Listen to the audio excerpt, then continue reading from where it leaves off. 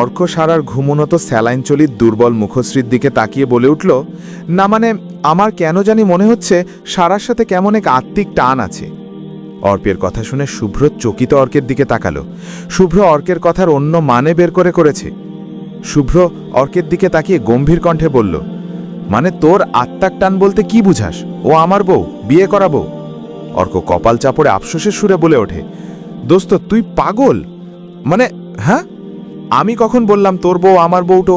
তুই কি সব মাইন্ডে চিন্তা করিস এসব? শুভ্র মাথা নিচু করে নিল। আসলেই তো, অর্কের কথা সে অন্য মাইন্ডে নিয়ে অন্য কিছু ভেবেছিল। নিজের ভাবনায় নিজেই লজ্জিত। শুভ্রকে মাথা নিচু করে থাকতে দেখে অর্ক আবারও বলে উঠল, আরে বল না ইয়ার, সারার বাড়ি কই? শুভ্র মাথা ঠান্ডা করে বলে উঠল, ঢাকা। ও। শুভ্র অর্কের এমন নীরব কণ্ঠ শুনে ভ্রু কুচকে বলে উঠল, হঠাৎ সারার বিষয়ে জানতে ইচ্ছা করছে কেন? অর্ক মাথা উঁচু করে সোফার সাথে হেলান দিয়ে সোফায় মাথা এলিয়ে দিয়ে শান্ত কণ্ঠে বলল, জানি না দোস্ত, সারাকে প্রথম দেখেই কেমন একটা অনুভব করেছিলাম। আর আজ যখন সারা পড়ে অজ্ঞান হয়ে গেল, তখন আমার মনে হলো হঠাৎ করে আমার হৃদয়কে কেউ টেনে ধরেছে। এটুকু বলে অর্ক থামে।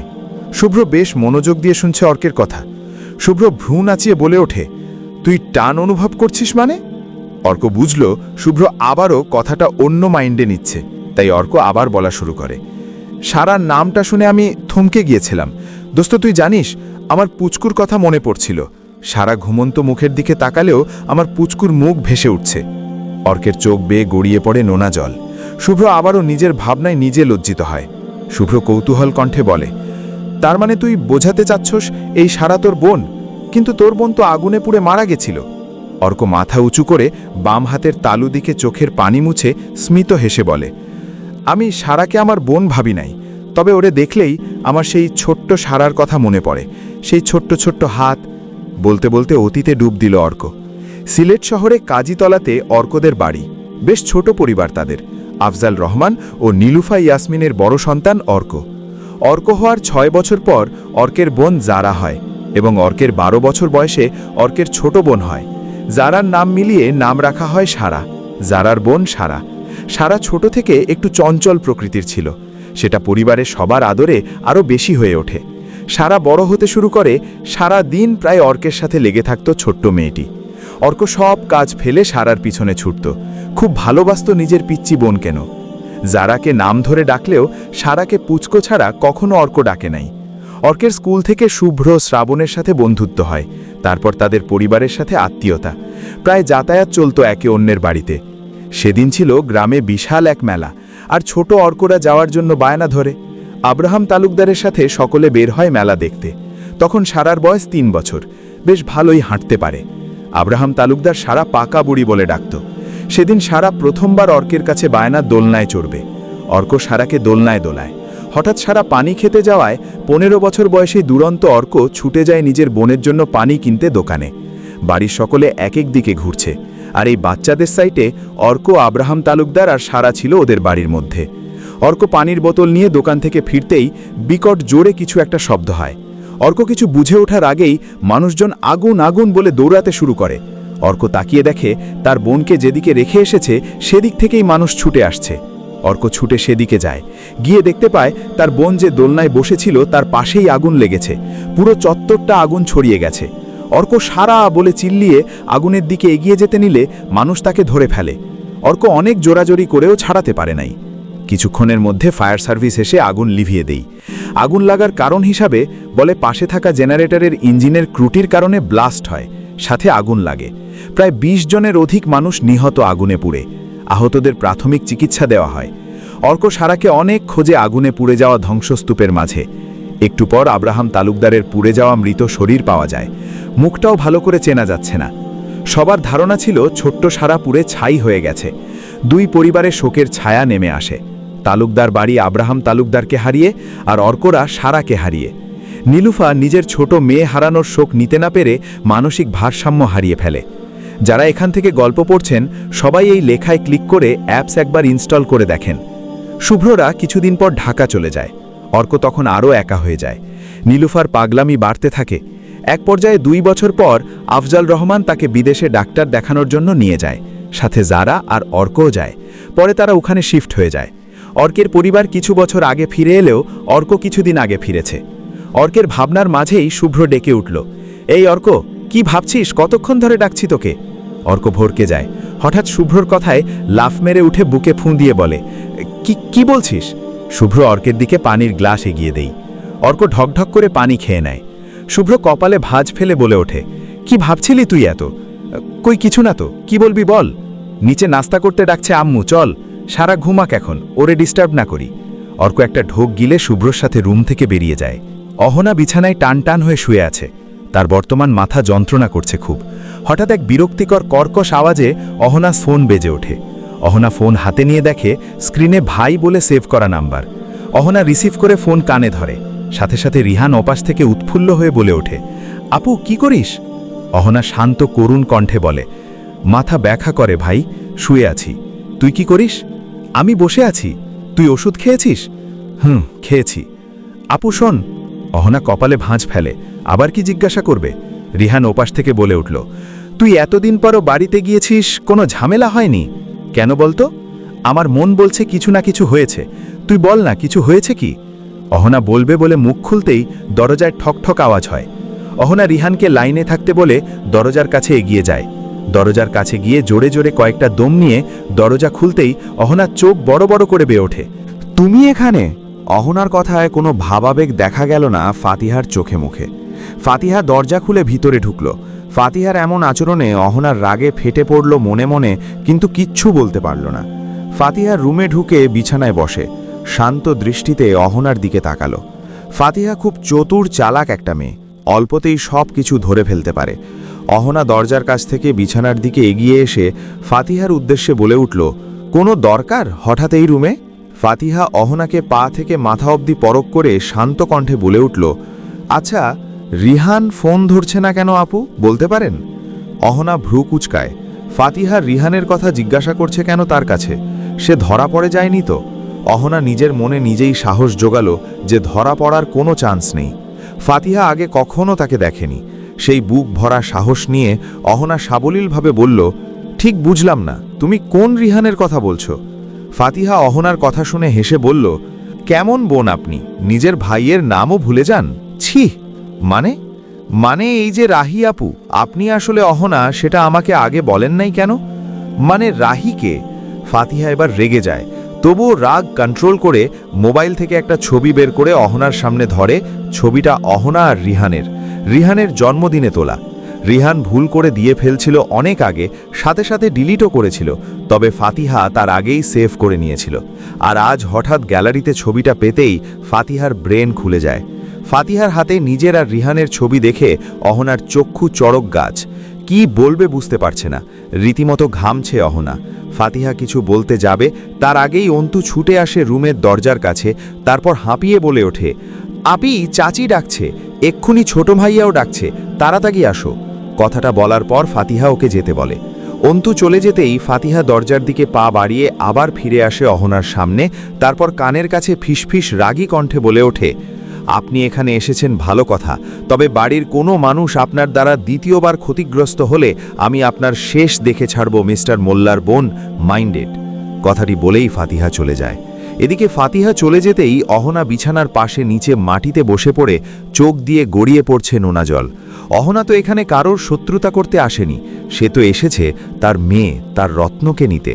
সে তো কারোর জীবনে ভিলেন হতে আসেনি, না আগে কারোর সাথে সে খারাপ ছিল। তবে এ বাড়ির সবাই তাকে ভিলেন কেন মনে করছে? এ বাড়িতে এসে তার পুরনো ক্ষত আবার জেগে উঠেছে, সেই কষ্ট কেউ দেখছে না। সে তো সারা নামক বাচ্চা মেয়েটাকে কোনো রকম কষ্ট দিতে চায়নি।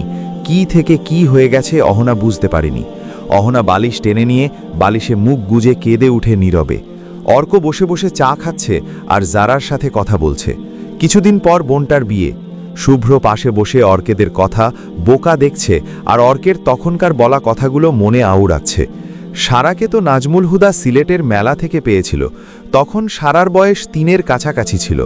সারা শুধু নিজের নামই বলতে পেরেছিল, সারার আসল পরিবার সিলেটেরই হবে। কথাগুলো যেন ঘুরে ফিরে অর্কের বলা কথায় এসে মিলে যাচ্ছে। হঠাৎ শুভ্রর মনে হয় সত্যি সত্যি সারা অর্কের বোন না তো? শুভ্রর মনে কৌতূহল জাগে। সব সূত্র যখন একই অঙ্কে এসে মিলে যায় তখন কৌতূহল জাগারই কথা। শুভ্র কি মনে করে অর্কের মাথায় হাত বুলিয়ে দেয়। অর্ক তখনও জারার সাথে কথা বলছে। অর্ক চায়ের কাপে ঠোঁট ছোঁয়াতে শুভ্র হুট করে অর্কের চুল জোরে টান দেয়। এতে কয়েকটা চুল ছিঁড়ে শুভ্রর হাতের তালুতে চলে আসে। অর্ক ব্যথায় আর্তনাদ করে উঠে মুখ থেকে চা পড়ে যায়, সাথে হাত থেকে কাপ নিচে পড়ে শব্দ করে টুকরো টুকরো হয়ে ভেঙে যায়। অর্ক মাথায় হাত বুলাতে বুলাতে শুভ্রর দিকে রাগী দৃষ্টি নিক্ষেপ করে বলে ওঠে, পাগল হলি নাকি, আমার চুল শেষ করে দিলি? শুভ্রর মুখে কোনো রিয়াকশন দেখা গেল না। শুভ্র শান্ত কণ্ঠে বলল, সরি, তোর চুলগুলো সুন্দর তাই টেনে দেখলাম। বলেই শুভ্র উঠে সিঁড়ির দিকে পা বাড়ালো, উদ্দেশ্য রুমে যাওয়া। সারা অনেকক্ষণ রুমে একা আছে। শুভ্র রুমে এসে দেখে সারা এখনো গভীর নিদ্রায়। শুভ্র সারার মাথার কাছে গিয়ে বসল। সারার মায়াবী ঘুমন্ত মুখশ্রীর দিকে কতক্ষণ তাকিয়ে রইল, তারপর সারার কপালে দীর্ঘ একটা চুমু খেলো। ড্রয়ার থেকে একটা বক্স বের করে অর্কের সেই চুলগুলো রাখলো টিস্যুতে জড়িয়ে, তারপর আস্তে করে সারার মাথা থেকে একটা চুল টান দিল। যদিও সারা এর ব্যথা বুঝতে পারেনি, তবে শুভ্রর যেন খুব ব্যথা লেগেছে। সারার চুলটাও খুব যত্নে টিস্যুতে মুড়িয়ে বক্সে রেখে দিল। শুভ্র ডিএনএ টেস্ট করতে চায়, তাই তো ইচ্ছে করে অর্ককে ব্যথা দিয়ে চুল ছিঁড়ে নিল। এমনিতে চাইলে হাজারটা প্রশ্ন করত। শুভ্র নিজের মনে কৌতূহল রাখতে চায় না। কৌতূহল মানুষকে ঘুমোতে দেয় না। শুভ্র সারার দিকে পাকিয়ে বিড়বিড় করে বকে উঠল, পিচ্চি পাখি, জানো এই আমি আগে কখনো তোমার মতো কাউকে দেখিনি। তোমার মতো করে কাউকে এতটা চাইনি। তোমার মতো করে কারোর মায়ায় ডুবে যায়নি। তুমি বিশ্বাস করতে পারবে না আমি ঠিক কতটা তোমাকে ভালোবাসি। শুভ্রর বলা কথা ঘুমন্ত সারা শুনতে পেল না। শুভ্র হাসল। এই ছোট মেয়েটাকে এসে সত্যিই ভালোবাসে। কিছুদিন আগেও সে কনফিউজড ছিল, আর এখন সে নিজেই বুঝতে পারছে এই মেয়েটাকে সে ভালোবাসে। এই মেয়েটার গায়ে নখের আঁচড় শুভ্রর হৃদয়ে ছুরির আঘাতের মতো লাগে। আনিশা পড়ছে, কিন্তু মন ছুটে বাড়াচ্ছে অন্য কোথাও। আনিশার মন সেই শ্যামলা গম্ভীর রাগী বদমেজাজি শ্রাবণকে খুঁজছে। দুপুরের পর থেকে শ্রাবণের দেখা মেলেনি অনিশার আখিদয়ে। আনিশা বইয়ের পাতা উল্টাচ্ছে তো উল্টাচ্ছে, পড়ায় মন বসছে না। আনিশা পড়ার টেবিল থেকে উঠে পা বাড়ালো শ্রাবণের ঘরের দিকে। উদ্দেশ্য বকা শুনে হলেও তার ভোম্বলের একবার মুখদর্শন। আনিশা কয়েক পা এগিয়ে অর্কের রুমের দিকে দরজা দিয়ে ভিতরে তাকালো। স্পষ্ট দেখা যাচ্ছে চেয়ারে হেলান দিয়ে বসে আছে শ্রাবণ। আনিশা মনে মনে একটা গালি আউড়ালো, বেদ্যব বেড়া ভোম্বল, মানুষকে চিন্তায় ফেলে এখানে শান্তিতে বসে আছে, বেদ্যব সব। শ্রাবণকে সেখানে বসে থাকতে দেখে আনিশা মন ঠান্ডা করে স্বস্তির নিঃশ্বাস ফেলে পিছু ঘুরতেই ধাক্কা খেল কারোর চওড়া বুকের সাথে। আনিশা মুখ উঁচু করে তাকাতেই অর্কের হাতে থাকা জগের পানি হাত ফসকে আনিশার উপর পড়ে গেল। এমন ঠান্ডা এক সময় মাথার উপরে এমন ঠান্ডা পানি পড়ায় আনিশা চিৎকার দিয়ে ওঠে। আনিশার চিৎকারে অর্ক ভরকে যায়। আনিশার চিল্লানো শুনে শ্রাবণ পিছু ঘুরে ভেজা আনিশাকে দেখে হতভম্ব হয়ে যায়। এই সন্ধ্যায় এমন ভিজা কেন মেয়েটা? শ্রাবণ কিছু বলতে যাবে, তখনই খেয়াল করে অর্কের হাতের জগ আর অর্কের দিকে। আনিশার আগে ঠান্ডায় জোরে একটা অর্ককে ধাক্কা দিয়ে বড় বড় পা ফেলে রুমে চলে যায়।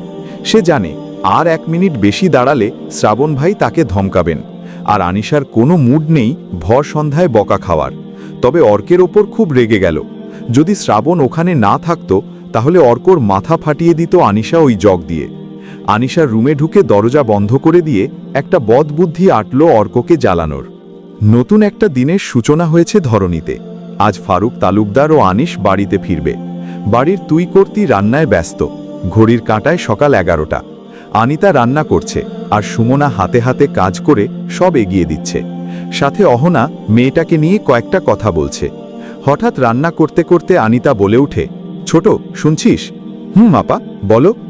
আজ তোর ভাই আনিশরা বাড়িতে আসার পর কি হতে পারে আন্দাজ করতে পারছিস? আপা, আমার তো ওই ছোট্ট সারাকে নিয়ে চিন্তা হচ্ছে। মেয়েটা এখনো ছোট। আমারও তো মেয়েটাকে আপন মনে হয় খুব, কিন্তু এরপর কি হবে? আপা, অহনা তো অরুকে নিয়ে যেতে চায়, ও তো সংসার করতে আসে নাই। আপা, আমারও তো মেয়েটাকে আপন মনে হয় খুব, কিন্তু এরপর কি হবে? আপা, অহনা তো অরুকে নিয়ে যেতে চায়, ও তো সংসার করতে আসে নাই। তোর ভাইরে দেখেছিস তো অরুকে কত যত্ন করে, আর অরুকে কিভাবে দিয়ে দেবে? কিন্তু সারা? আনিতা বেগমের মুখে আধার নেমে আসে। সে জানে না সামনে কি আছে। মেয়েটার প্রতি তার বড্ড মায়া। তবে আজ যখন বাড়ির কর্তারা বাড়ি ফিরবে তখন কোনো সিদ্ধান্ত নিবে ভেবে পায় না আনিতা।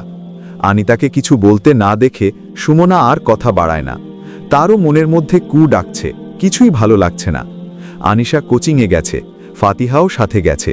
শ্রাবণ এখনও জেগে, চোখ লাল টকটকে। সারা রাত না ঘুমিয়ে বেলকনিতে সিগারেটের ধোঁয়া উড়িয়েছিল সে। মনে বিষাদ। শুভ্রর ওপর তার খুব রাগ হচ্ছে আবারও। তার প্রিয় জিনিসগুলোই কেন শেষ পর্যন্ত শুভ্রর হয়ে যায়?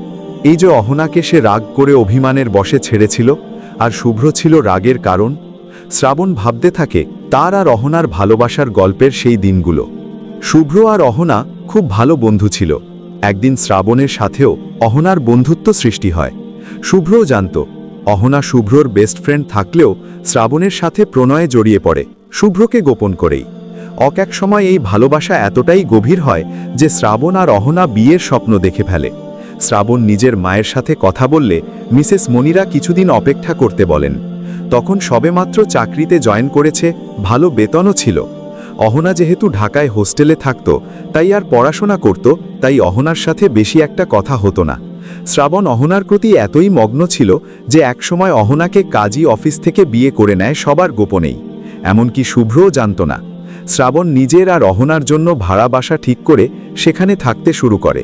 সপ্তাহে 5 দিন অফিস আর 2 দিন ঢাকা এসে নিজের প্রিয়তমার সান্নিধ্য পাওয়া, এটাই নেশা হয়ে যায় শ্রাবণের কাছে। খুব ভালোই চলছিল তাদের সংসার। হুট করে এলোমেলো হয়ে গেল সব। সে আর সিলেট থেকে ফিরল না তার সেই ছোট্ট সংসারে। এমনকি ফোন করেও খোঁজ নিতে ইচ্ছে হয়নি তার। সেই ফেলে রেখে আসা বউটার কি অবস্থা, কেমন আছে সে। কিছুদিন পর ডিভোর্স পাঠিয়ে দেয় সে। আর তার কয়েক মাস পরে জানতে পারে অহনা শুভ্রকে বিয়ে করেছে, আর অহনা প্রেগনেন্ট। সেখান থেকেই শ্রাবণের রাগ জন্মে শুভ্রর ওপর। যেখানে বউটা তার আর বউ আর সন্তানটা তার থাকত, সেখানে দুজনই শুভ্রর। এগুলা ভেবেই বেশি রাগ উঠত শ্রাবণের। হঠাৎ দরজা খোলার শব্দে শ্রাবণ বাস্তবে ফিরে আসে। তাড়াহুড়ো চোখের ওপর হাত দেয়, ঘুমের ভান ধরে, চোখ জোড়া তার ভেজা। অহনা চুপি চুপি শ্রাবণের রুমে ঢুকে দরজার কোণা থেকে শ্রাবণের লম্বা হয়ে শুয়ে থাকতে দেখে খুব রাগ হয় তার। শ্রাবণকে দেখলেই রাগ হয়। তবুও মনটা অনেক খুঁজছিল তাকে আজ। আশা পর্যন্ত অরুকে কোলে তুলতে পারল না। আচ্ছা, শ্রাবণ কি অরুকে কোলে নেয়? অহনা আপন মনে ভাবে। শ্রাবণের দিকে ভালো করে লক্ষ্য করে দেখে চুল দাড়িগুলো বড় হয়ে গেছে, কাটে নাই মনে হয়, আগের চেয়ে রোগা হয়ে গেছে। অহনা যেভাবে এসেছিল সেভাবে বেরিয়ে যায় দরজা থেকে। অহনা চলে যেতেই শ্রাবণ চোখের ওপর থেকে হাত সরায়। সে না দেখলেও বুঝে যায় কে এসেছিল। এই রুমে একজন পারমিশন ছাড়া ঢোকে না। তবে আজ সে নয়, আজ অহনা এসেছে। কিন্তু কেন? শ্রাবণের হার্টবিট দ্রুত চলতে থাকে। অহনা ধীরে নিচে চলে আসে, নিজের রুমে চলে আসে। খুব একঘেয়ে লাগছে তার। সবাই চুপচাপ, কেমন যেন। সব রুমে শুয়ে আছে, বাঁ হাতটা ব্যথা। ধীরে ধীরে উঠে বসে। সারাকে কেমন বিধ্বস্ত লাগছে।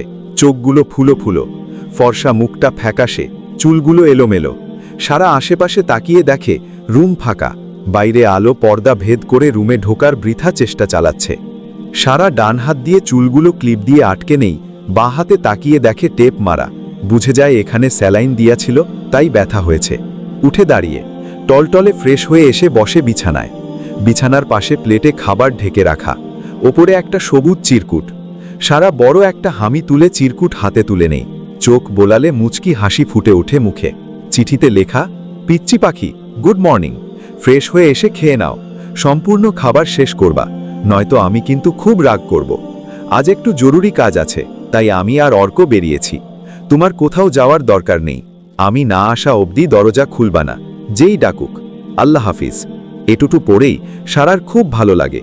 মানুষটা তাকে নিয়ে কত ভাবে, কতটা ভালোবাসলে এভাবে ভাবতে পারে একটা মানুষ আর একটা মানুষকে নিয়ে। সারা ভেবে পায় না। সারা খাবারের প্লেটটা হাতে নিয়ে খাওয়া শুরু করে। রুটি, আলু ভাজি, ডিম ভাজি, সিদ্ধ ডিম আর 1 গ্লাস দুধ। সারা জানে সিদ্ধ ডিম আর দুধ শুভ্র দিতে বলেছে। তবে সারা তো দুধ খায় না, সেটাও জানে না ওই লোকটা। সারা হাসে, কি করে জানবে, সে তো কখনো বলেইনি। সারা খাওয়া শুরু করে। হসপিটালের করিডোরে বসে আছে শুভ্র আর অর্ক। অর্ক যদিও বেজায় বিরক্ত, কারণ সে জানেও না কি জন্য এসেছে। কোনো কারণ ছাড়াই পুরো 1 ঘন্টা যাবৎ বসে আছে। শুভ্রকে কিছু জিজ্ঞাসা করলেও বলছে না। শুভ্র কানে হেডফোন গুজে দিয়েছে। তার কৌতূহল দূর করতে সে আজ ডিএনএ রিপোর্ট করাতে এনেছে। যদিও অর্ককে এখন বলে দিলে অর্কও চুপচাপ বসে থাকবে। তবে শুভ্র চায় সারপ্রাইজ দিতে। শুভ্রকে এমন ভাবলেশহীন বসে থাকতে দেখে অর্ক কিছু বলতে উদ্যত হতেই একজন লোক এসে শুভ্রর হাতে রিপোর্ট দিয়ে যায়। অর্ক রিপোর্ট দেখে ভ্রু কোচকায়। শুভ্র রিপোর্ট খুলে পড়া শুরু করে। বেশ কিছুক্ষণ পর অর্কের জিজ্ঞাসু দৃষ্টিতে তার দিকে তাকিয়ে থাকতে দেখে শুভ্র বিরস মুখে উঠে দাঁড়িয়ে অর্ককেও টেনে তুলে হাঁটা শুরু করে বলে, ভাও কষ্ট করলাম, আজাইরা, টাইম নষ্ট, আগেই বোঝা উচিত ছিল আমার। অর্ক এমনিতেই বিরক্ত, শুভ্রর এই কথায় আরও বিরক্ত হয়ে বলে উঠে, কি হয়েছে বলবি তো ইয়ার? শুভ্র নিরাশ মুখ নিয়ে বলে উঠে, আগে একটু মিষ্টি খাওয়া, তারপরে বলবো। অর্ক এমনিতেই বিরক্ত, তার উপর শুভ্রর এই কথায় রাগ উঠে ওর মাথায়, তবে কিছু বলতেও পারছে না। দাঁতে দাঁত চেপে সহ্য করে নেয়। হাঁটতে হাঁটতে পার্কিং এরিয়াতে এসে গাড়িতে বসে। শুভ্র গাড়ি ড্রাইভ শুরু করে, চোখ মুখ শান্ত। অর্ক বেশ কিছুক্ষণ গাড়ির জানালা দিয়ে বাইরে দেখল, তারপর শুভ্রর দিকে তাকিয়ে আবার বলল, এখন তো বল, ইয়ার কি বকতে হসপিটাল গিয়েছিলাম, আর ওই রিপোর্টটাই বা কিসের? শুভ্র ড্রাইভ করতে করতে আর চোখে অর্কের বিরক্ত হওয়া মুখটা দেখল, পুরো সারার কপি। এতদিন খেয়াল না করলেও এখন খেয়াল করছে। শুভ্র ঠোঁট টিপে হেসে বলে, কি এক পোড়া কপাল নিয়ে জন্মেছিলাম কে জানে, যার জন্য তোর মতো একটা আধপাগল শালা কপালে জোটে। অর্ক কপাল কুঁচকে নিয়ে জিজ্ঞাসু দৃষ্টি ফেলে শুভ্রর দিকে, তারপর বলে, মানে? শুভ্র কিছু বলে না, রিপোর্টটা বাহার দিয়ে অর্কের দিকে এগিয়ে দেয়। অর্ক রিপোর্ট খুলে পড়তে শুরু করে। দুটো ডিএনএ ম্যাচ রিপোর্ট, পজিটিভ। কিন্তু অর্কের মাথায় এসব ঢোকে না। অর্ক শুভ্রকে কিছু বলতে যাবে, তার আগেই শুভ্র বলে ওঠে, ওটা তোর আর সারার ডিএনএ টেস্টের রেজাল্ট। আমার কৌতূহল মেটাতে গিয়ে তোর মতো আধপাগল শালা পেয়েছি। অর্ক হতভম্ব, সে কি শুনেছে? ঠিক শুনেছে তো, কথাটা বারবার কানে বাজছে। ওটা তোর আর সারার ডিএনএ রিপোর্ট। তাহলে সারা তার বোন, তার পুচকি? অর্ক স্তব্ধ। শুভ্র বা হাত দিয়ে জোরে অর্কের বাহুতে চিমটি কাটে। অর্ক লাফিয়ে উঠে হাত দিয়ে বাহু ডলতে থাকে। রাগী চোখ নিয়ে শুভ্রর দিকে তাকিয়ে বলে, যে খুশির খবর দিলি তাতে জীবনের সবথেকে আজ খুশি হলাম, তবে তোর মতো বেদ্যবকে দুলাভাই হিসেবে পেয়ে আমি দুঃখিত। কি? আমি বেয়াদব? না, তুই বেদ্যব। সে একই তো, তুই আমারে ইনডিরেক্টলি বেয়াদব বললি। এই জন্যই তুই বেদ্যব, বেশি বুঝিস। এর মাঝে গাড়ি ঢুকে গেল তালুকদার বাড়িতে। অর্কের মনে খুশির বন্যা বয়ে যাচ্ছে। সে তার পুচকু, তার বোনকে ফিরে পেয়েছে। এর চেয়ে আনন্দের আর কি হয়? এবার নিশ্চয়ই তার মা সুস্থ হয়ে উঠবে। আসলে অর্কের মা মেয়ে হারানোর জন্যই অসুস্থ, আর ডাক্তার বলেছে মেয়েকে পেলেই আবার পুরোপুরি সুস্থ হয়ে যাবে। এ যেন অর্কের কাছে চাঁদ পাওয়ার সমান। শুভ্র গাড়ি থেকে নেমে অর্ককে নামতে বলে, তবে অর্ক কল্পনায় ডুবে। শুভ্র গাড়ির দরজা খুলে অর্কের টি শার্টের পিছনে ধরে বলে ওঠে, কি শালাবাবু, গাড়ি থেকে নামার ইচ্ছে নেই? এখানে থাকুন, তাহলে আমি যাই। শুভ্রর কথায় অর্ক একটু লজ্জা পায়, তবে মনে মনে বেশ এক্সাইটমেন্ট কাজ করছে। গাড়ি থেকে নেমে দাঁড়াতেই হুট করে মন খারাপ হয়ে যায় অর্কের। শুভ্র বাড়ির সদর দরজার দিকে হাঁটা দিয়েছে। অর্কের হিসাব অনুযায়ী সারার বয়স 15 বছর পড়বে। তার মাঝেই বোনটার বিয়ে হয়ে গেল। হ্যাঁ, সুখী হয়েছে, এত সুন্দর পরিবার। কিন্তু এই অহনা, শুভ্রর ওয়াইফ, ওদের বাচ্চা আছে, এগুলা ভাবতেই অর্কের মাথা খারাপ হয়ে যায়। তার পিচ্চি বোনটার জীবনে নতুন করে কষ্ট। অর্ক খেয়াল করেছে শুভ্র বেশ কেয়ারিং সারার প্রতি। কিছু বুঝে উঠতে পারছে না সে। পা বাড়ায় বাড়ির দিকে, সিদ্ধান্ত নিয়ে নেয় মনে মনে, আজ শুভ্রর সাথে কথা বলবে। আগে সারার জন্য এসব চিন্তা হয়নি, তবে এখন হচ্ছে, যখন বুঝল তার রক্তের আপন বোনছে, আর প্রতিটা ভাই তার বোনের সুখ চায়। সেখানে এতদিন পর বোনকে ফিরে পেয়ে চোখের সামনে বোনের সংসার ভেঙে যেতে দেখবে, সে কি করে হয়? যদি সে শুভ্রর অন্নসুর দেখে, তবে সে তার বোনকে জোর করে হলেও নিয়ে যাবে, যেহেতু তার সারাকে সারা জীবন বসিয়ে খাওয়ানোর সামর্থ্য, সাথে রাজনৈতিক ক্ষমতাও আছে। আনিতা বেগম বেশ গল্প জমিয়েছেন অহনার সাথে। মেয়েটা বেশ অমায়িক, তবে আনিতা বেগমের মূল উদ্দেশ্য ফারুক তালুকদারের হুকুম, যে করে হোক কথায় কথায় পুরো সত্যিটা জানা। যেহেতু আনিতা বেগম মানেন অহনার বউ আর অরু শুভ্রর সন্তান, তাই বেশ আগ্রহ নিয়ে জিজ্ঞাসা করতে বলেছেন, যেহেতু এতে ছোট্ট সারার লাইফ জড়িয়ে আছে। আনিতা বেগম মূলত জানতে চায় কিভাবে তার অ্যাক্সিডেন্ট হয়েছিল, কিভাবে অরুর খোঁজ পেল। অহনাও সরল মনে উত্তর দিচ্ছে। এই বাড়িকে আসার পর থেকে অহনা তার নারী ছেঁড়া ধন অরুকে একবারের জন্যও কোলে পায়নি। তাই আনিতা বেগমের কাছে আবদার করে বসল অরুকে কোলে নেওয়ার, যেহেতু তখন অরু আনিতার কোলেই ছিল। তখন আর ফেরাতে পারেনি। আনিতা বেগম 6 মাস বয়সী অরুকে এগিয়ে দিলে অহনা কাপা কাপা হাত দিয়ে ঘুমন্ত অরুকে কোলে তুলে নেয়, বুকের সাথে জড়িয়ে ধরে হু হু করে কেঁদে ওঠে। আনিতা বেগম চুপ করে চেয়ে রইল অহনার দিকে। সে জানে মায়েদের মন কেমন কোমল হয়, তবে এটাও বুঝতে পারছে আজ সন্ধ্যায় এই বাড়িতে বড় কোনো ঝামেলার সৃষ্টি হবে। আনিতা মনে মনে এই দোয়াই করছেন যেন সব ভালোই ভালোই মিটে যায়, তবে বিপদ তাদের জন্য অপেক্ষা করছে। ফারুক তালুকদার ও আনিস তালুকদার ইতিমধ্যেই ঢাকা এয়ারপোর্ট থেকে সিলেটের উদ্দেশ্যে রওনা দিয়েছে। বেলা 3টে সিলেট বিমানবন্দরে পৌঁছাবে তারা। ফারুক তালুকদার ভেবে পাচ্ছেন না কি করবেন, তার মাথা ঘুলিয়ে যাচ্ছে। পাশে আনিস শান্তিতে ঘুমাচ্ছে, সিটে মাথা এলিয়ে। ফারুক তালুকদার চোখ বুঝলেন, নিজের চোখের সামনে বাড়ির প্রতিটি মানুষের চেহারা ভেসে উঠল, বিশেষ করে সারার মায়াবী চাহনিটা। ফারুক তালুকদারের বেশ পছন্দ সারাকে, কত অল্প বয়সেই সমস্ত কিছু সামলে নিতে পারে। কিন্তু এখন কি অবস্থা মেয়েটার, মনের এটাই ভেবে পায় না ফারুক তালুকদার। বাড়ি ফিরে কোন সিদ্ধান্তে যাবে সেটাও বুঝে উঠতে পারছে না সে। ফাতিহা হেঁটে চলেছে ফুটপথ দিয়ে, আর পাশে ধীরে ধীরে বাইক চালিয়ে এগোচ্ছে রিহান। বর্তমানে ফাতিহা প্রচণ্ড আকারে রেগে আছে রিহানের ওপর। যদিও রাগের কারণ অনেক, তবে ফাতিহার মূল রাগের কারণ হল রিহান কফি শপের ভিতরে একটা মেয়েকে জড়িয়ে ধরেছিল, আর মেয়েটা ফাতিহার ক্লাসমেট। এই নিয়ে ফাতিহা তখন থেকেই রেগে আছে। রিহানের সাথে আর কথা নেই তার। ফাতিহা যা বুঝার বুঝে গেছে, মেয়েদের মন তো সবকিছু অল্পতেই বুঝে যায়। ফাতিহা প্রচণ্ড জোরে হাঁটতে থাকে। দুপুর আর কড়া রোদ হওয়ায় চারিপাশ ফাঁকা, লোকজন কম, স্টুডেন্ট বাদে লোকাল মানুষ তেমন চোখে পড়ছে না। হঠাৎ ফাতিহার সামনে রিহান বাইক দাঁড় করায়। ফাতিহার পা আপনা আপনি থেমে যায়। বিরক্ত হয় ফাতিহা। রিহান বাইক থেকে নেমে ফাতিহার সামনে এসে দাঁড়ায়। ফাতিহা উল্টো ঘুরে চলে যেতে চায়, তবে রিহান ফাতিহার হাত ধরে ফেলে। ফাতিহার রাগে হাত ঝাড়া মারে। রিহান ঠোঁট টিপে হাসে, তবে কিছু বলে না। ফাতিহার হাত আরও জোরে টান দেয়। ফাতিহা রিহানের বুকে এসে ধাক্কা খায়। ফাতিহার প্রচণ্ড রাগ লাগে। তার বদ অভ্যাস, রেগে গেলে কোনো কিছু মানে না। এমনিতেই রিহানের ওপর রেগে আছে, আর রাস্তার মধ্যে এসব অসভ্যতামি। অন্য সময় হলে নিশ্চয়ই ফাতিহার লজ্জায় লাল নীল হয়ে যেত, তবে এখন ফাতিহা রেগে যায়। এতটাই লেগে যায় যে রিহানকে ধাক্কা দিয়ে সরিয়ে ঠাস করে চড় বসিয়ে দেয় রিহানের উজ্জ্বল মুখে। ফাতিহার হাতের চড় খেয়ে হতবম্ব রিহান। এদিকে চড় দেওয়ার পর ফাতিহা বুঝতে পারে সে কি ভুল করেছে। ফাতিহা সরি বলার জন্য মুখ খুলতে যাবে, তার আগেই রিহানের রূপ পাল্টে যায়। হঠাৎ রেগে গিয়ে ফাতিহাকে ধাক্কা মেরে ফুটপাতের রাস্তায় ফেলে দেয়। ফাতিহা ছিটকে পড়ে শক্ত মাটিতে। আশেপাশে মানুষ নেই। রিহান চোখ বড় বড় করে রাগী দৃষ্টি নিয়ে হাঁটু গেড়ে বসে, গার জোরে ফাতিহার গাল টিপে ধরে। ফাতিহার চোখ দিয়ে পানি গড়িয়ে পড়ে। প্রচণ্ড ব্যথা লাগছে তার। রিহান ফাতিহার লাল বর্ণ ধারণ করা মুখের দিকে তাকিয়ে হাসে, শয়তানি হাসি। তারপর শান্ত কণ্ঠে ফিসফিস করে বলে, তালুকদার বাড়ির প্রিন্সেস বলে কি খুব সাহস তোমার? কোথাকার রানী কোথাকার ঝি হয়ে যায় বলা যায় না। সাবধান, একেবারে শেষ করে দেব তোরে তো। রিহানের চোখ মুখ লাল থেকে হঠাৎ স্বাভাবিক হয়ে যায়। কথা সম্পূর্ণ শেষ করার আগেই মাথা ঘোরার ভান ধরে ঠাস করে রিহান মাটিতে লুটিয়ে পড়ে। রিহানের আচমকা পড়ে যেতে দেখে ফাতিহা ভয় পায় প্রচণ্ড। রিহানের এতক্ষণের রাগী রূপের কথা ভুলে যায় মুহূর্তেই। সাথে সাথে ফাতিহা মাটিতে বসে রিহানের মুখে চড় দিয়ে দিয়ে ডাকতে থাকে, এই রিহান, এই আপনার কি হলো? উঠছেন না কেন? রিহানের কোনো সাড়া শব্দ নেই। ফাতিহার ভয়ে গলা শুকিয়ে গেছে। হলোটা কি হঠাৎ? এমন পড়ে গেল কেন? এদিকে সুঠামদেহী রিহানকে তুলতেও পারছে না ফাতিহা।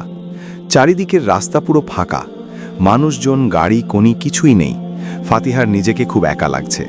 কাঁদতে ইচ্ছে করছে খুব তার। ব্যাগ থেকে পানির বোতল বের করে কয়েকবার রিহানের মুখে কয়েকবার পানির ছিটা মারে।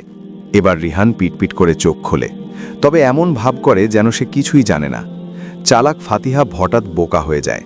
রিহানের নাটক একটুও ধরতে পারে না সে। রিহানকে উঠে বসায়। তারপর কয়েক ঢোক পানি খাওয়ানোর পর ফাতিহা কাঁদো কাঁদো কণ্ঠে জিজ্ঞাসা করে, কি হয়েছিল আপনার? হঠাৎ পড়ে গেলেন যে? রিহান মায়াবী ছলছল দৃষ্টিতে ফাতিহার দিকে তাকালো। ফাতিহার ফর্সা গাল টিপে ধরার দরুন লাল হয়ে গেছে। রিহান আলতো করে ফাতিহার চোখের পানি মুছে দিয়ে করুণ কণ্ঠে বলল, সকাল থেকে খাওয়া হয়নি, ব্রেনে অনেক টেনশন, ব্যবসা শেষ হয়ে যাচ্ছে, এসব টেনশন। মাফ করে দাও প্লিজ, আমি ভুল করে রেগে গিয়েছি, প্লিজ মাফ করে দাও। বলেই রিহান হাত নামিয়ে ফাতিহার পায়ের দিকে নিয়ে যেতে চায়। ফাতিহা তাড়াতাড়ি সরে গিয়ে বলে, এ কি করছেন? আমি জানি আপনি অন্য কোনো কারণে আমার উপর হঠাৎ রেগে গেছেন, আমি কিচ্ছু মনে করিনি। সত্যি তো? ফাতিহা ধরে রিহানকে উঠে দাঁড় করায়। ফাতিহা রিহানকে বাইকে যেতে দিচ্ছিল না, তবে রিহান বলে আগের চেয়ে ভালো লাগছে, আর বাইকটাই বা কে নিয়ে যাবে, সেজন্য ধীরে ধীরে বাড়ি ফিরবে। এদিকে ফাতিহা অল্প একটু যেতে চাইলে রিহান আটকে দিয়ে বলে, বাড়ি যাও, আজ আঙ্কেলরা বাসায় আসবে। ফাতিহা ঘাড় নাড়ে। রিহান ফাতিহার সাথে মেন রাস্তা অবধি হেঁটে আসে, অসুস্থ ভঙ্গিতে, যেন ফাতিহা তাকে অসুস্থ মনে করে। মেন রাস্তার কাছে এসে রিকশায় উঠে ফাতিহা হাত নেড়ে বাই বলে। রিহানও বাই বলে একটা ফ্লাইং কিস দেয়। তার অসুস্থ ভাব নিয়েই বাইকে নসে, যেন ফাতিহা তাকে অসুস্থ মনে করে। ফাতিহার রিকশা চোখের সামনে থেকে মিলিয়ে যেতেই রিহান অন্যদিকে যেতে থাকে বাইক নিয়ে। উদ্দেশ্য বন্ধুদের সাথে দেখা করা, অনেকদিন দেখা হয়নি। রিহান বাইক চালাতে চালাতে বাম হাত দিয়ে শার্টের কলার থেকে সানগ্লাস নিয়ে চোখে দিল। তারপর শয়তানি একটা হাসি ঠোঁটে চেপে রেখে বিড়বিড় করে বলল, তালুকদার বাড়ির মেয়ে ফাতিহা তালুকদার, তুমি বড়ই বোকা জান। আমি তো আর একটু হলেই ভুল করে ফেলছিলাম। এখন যদি তোমারে কিডন্যাপ করতাম, তবে আমার বোন তোমার ভাইয়ের সম্পত্তির মালিক হতে পারত না, আর ওই বাচ্চাটাকেও পেতাম না। তোমাদের বাড়ির আজ কোনো বিচার বসত না, সবাই তোমারে খুঁজত। তবে আমি তো বলদ না, তোমাকে আমি হাতছাড়া করব না। তোমার মতো পাখি বিদেশে কড়া দামে বিক্রি করা হাত আমার। তালুকদার বাড়ির প্রথম শিকার ফসকালেও তোমাকে ফসকাতে পারবো না। বলেই রিহান একটু দুষ্টু হাসি হাসে। তারপর সামনে তাকিয়ে মন দিয়ে বাইক চালাতে থাকে। এদিকে ফাতিহার চোখ দিয়ে পানি পড়ছে টপ টপ করে। বড়ই আফসোস লাগছে, যাকে নিজের হৃদয়ে প্রথম জায়গা দিল সেই বেঈমান। অতীত জেনেও যাকে ভালোবাসলো সে কিনা বেঈমান বের হলো। দুধ কলা দিয়ে কাল সাপ পোষার মতো হলো না ব্যাপারটা। ফাতিহা হাসল মুখে, হাসিটা খুব মানায় তার। ভাই বলেছে মানে সত্যি। ফাতিহা ক্রূর হাসল। তারপর নিজের মনে মনে বলল, রিহান মোল্লা, তোর গুষ্টি ঝোল্লায় ভরানা অবধি আমি ফাতিহা তালুকদার হার মানব না। নিজেকে বড্ড চালাক মনে করেন তাই না? তবে এবার হবে চালাকে চালাকে সাপে নেউলে খেলা। আমি প্রস্তুত, শুধু আপনার উদ্দেশ্য জানা বাকি। আসলে ফাতিহা মেয়েটা ছোট থেকেই চালাক। আমাদের সমাজেও কিছু মেয়ে আছে যারা মানুষের চোখ, ভাব, গতি দেখলেই বুঝে যায় মানুষটা কেমন প্রকৃতির, আর তাদের বড় কোনো চালাকিও ধরা পড়ে খুব সহজেই।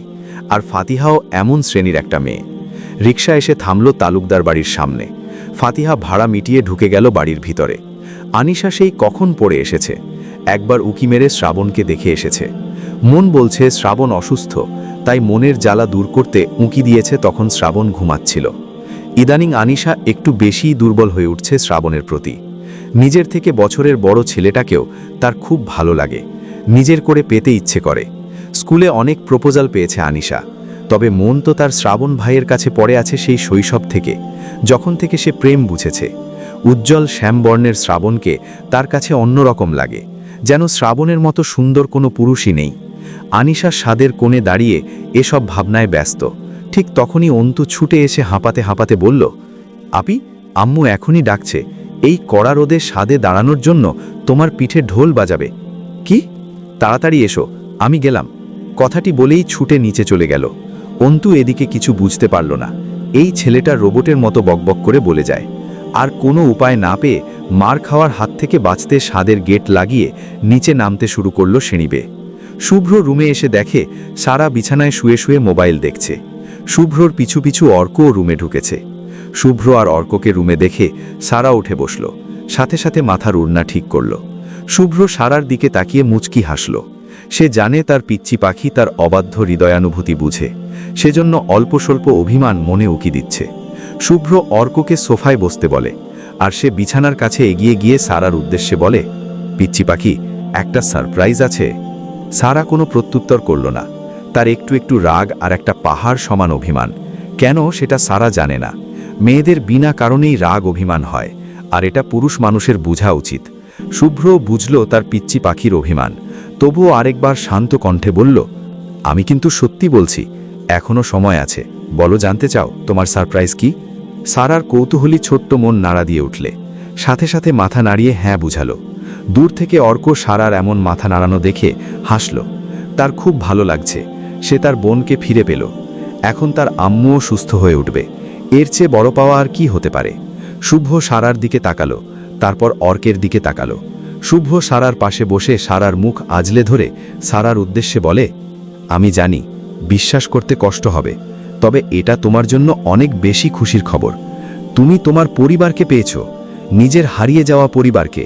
সারা ভ্রু কুচকে শুভ্রর হাত ছাড়িয়ে বলল, মানে কি উল্টাপাল্টা বকছেন? মানে আমার হারানো পরিবার ফিরে পেয়েছেন? শুভ্র সারার দুই হাত নিজের দুই হাতের মুঠো এনে শান্ত কণ্ঠে বলল, পিচ্চি পাখি, আমারে বিশ্বাস করো তো তুমি, নিজের থেকেও বেশি। তাহলে শোনো। বলেন। ওই যে সোফায় বসে আছে অর্ক, ও আর কেউ না, ও তোমার আপন ভাই পিচ্চি পাখি। সারা ঘাড় কাত করে অর্ককে দেখল। সোফায় অর্ক তার দিকে তাকিয়েই বসে আছে। চোখে চোখ পড়তেই সারা চোখ নামিয়ে নেয়।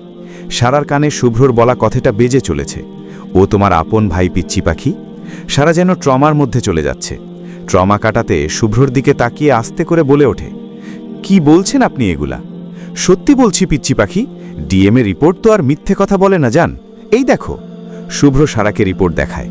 কিছু না বুঝলেও পজিটিভ দেখে বুঝে যায় সত্যি, তবে মাথায় কিছু ঢুকছে না তার।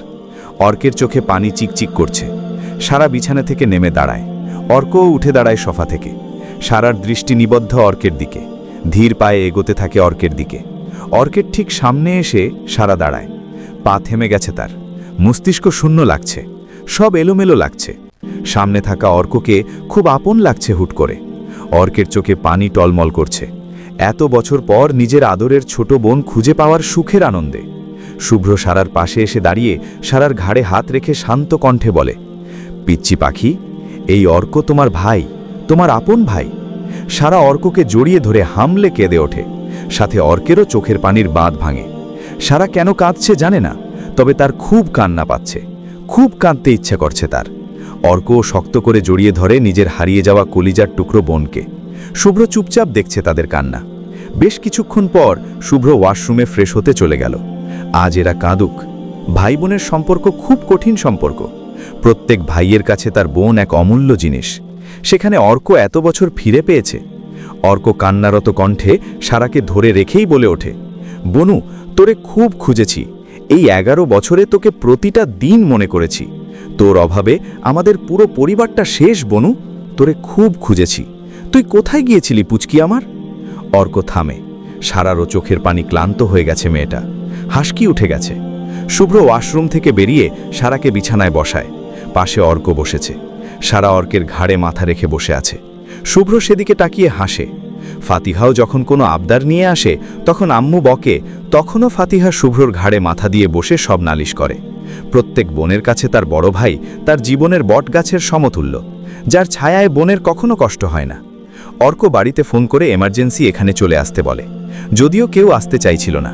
যখন অর্ক বিশেষ কোনো সারপ্রাইজের কথা বলেছে আর শুভ্র অনেক জোর করায় আসতে চলেছে। সারা ইতিমধ্যে তার বাড়ি সম্পর্কে সব শুনেছে। সারা আজ খুব খুশি লাগছে, যদিও প্রকাশ করতে পারছে না। হঠাৎ এমন একটা পরিবার যখন নিজের পরিবার হয়ে যায়, তার রিয়াকশন কেমন হওয়া উচিত সারার জানা নেই। সারা হাসছে, মনে মনে খুব হাসছে। শুভ্রকে জড়িয়ে ধরে অনেকগুলো চুমু খেতে, তবে লজ্জা করছে এগুলা ভেবেই। এত বড় সারপ্রাইজ হয়ে যাবে আজ সে কল্পনাও করতে পারেনি। তবে তার মনে একটা কথা বেজে চলেছে, আল্লাহ যা করে ভালোর জন্যই করে। কাল অসুস্থ হলো আর আজ সকাল থেকেই খুশি। সারার হৃদয়টা আজ পরিপূর্ণ লাগছে। হৃদয়ের কোথাও একটা খালি ছিল। যখন শুভ্র নামক মানুষটা তাকে নিয়ে এসেছিল তার মামার কাছ থেকে, তখন এই শূন্যতা অনুভব করেছিল। আর আজ এই শূন্যতা পূরণ হয়ে গেছে। অর্ক সারাকে ছেড়ে নিজের রুমে যেতে ইচ্ছা হচ্ছে না। খালি মনে হচ্ছে এটা হয়তো স্বপ্ন। একটু পর ঘুম ভেঙে গিয়ে সব মিথ্যে হয়ে যাবে। তাই সারাকে ছাড়তে ইচ্ছা হচ্ছে না, যদি ছেড়ে দিলেই হারিয়ে যায় তার বোনটা। কয়েকবার নিজের হাতে চিমটি মেটেছে। এটা কোনো স্বপ্ন না তো? আর স্বপ্ন হলেও যেন ঘুম না ভাঙে। সে এই স্বপ্নের জগতে বাঁচতে চায়, তার পরিবার, তার বোনকে নিয়ে। শুভ্রর আর সারার জোড়াজড়িতে আর একটু পর ফারুক তালুকদার আর আনিস বাড়িতে আসবে বলে অর্ক বাধ্য হয়ে ফ্রেশ হতে গেল নিজের রুমে। শুভ্র দরজা পর্যন্ত এগিয়ে গেল অর্কের পিছন পিছন। অর্ক দরজার বাইরে পা রাখতেই শুভ্র অর্কের কলার টেনে ধরে ফিসফিস করে বলে উঠল, শালাবাবু মিষ্টি দাও নাই, এবার মিষ্টি না পাওয়া অবধি বোনর সাক্ষাৎ পাবে না। আমি আবার দুলাভাই হিসেবে সেরা। এখন রোম্যান্স করতে যাচ্ছি, বারবার বনু বনু করে এসে ডিস্টার্ব করবি না, সিনেমার মতো। শুভ্র কথাটা বলে হালকা ধাক্কা দিয়ে অর্ককে দরজার বাইরে বের করে দিয়ে ঠাস করে দরজা লাগিয়ে দিল। এদিকে অর্ক বাইরে বেরিয়ে থ হয়ে গেছে। কি বলল কিছুই বুঝল না। তবে এটা বুঝল শুভ্র এবার তারে সারাদিন শালা শালা করে জ্বালিয়ে মারবে। অর্ক নিজের রুমের দিকে হাঁটা শুরু করল।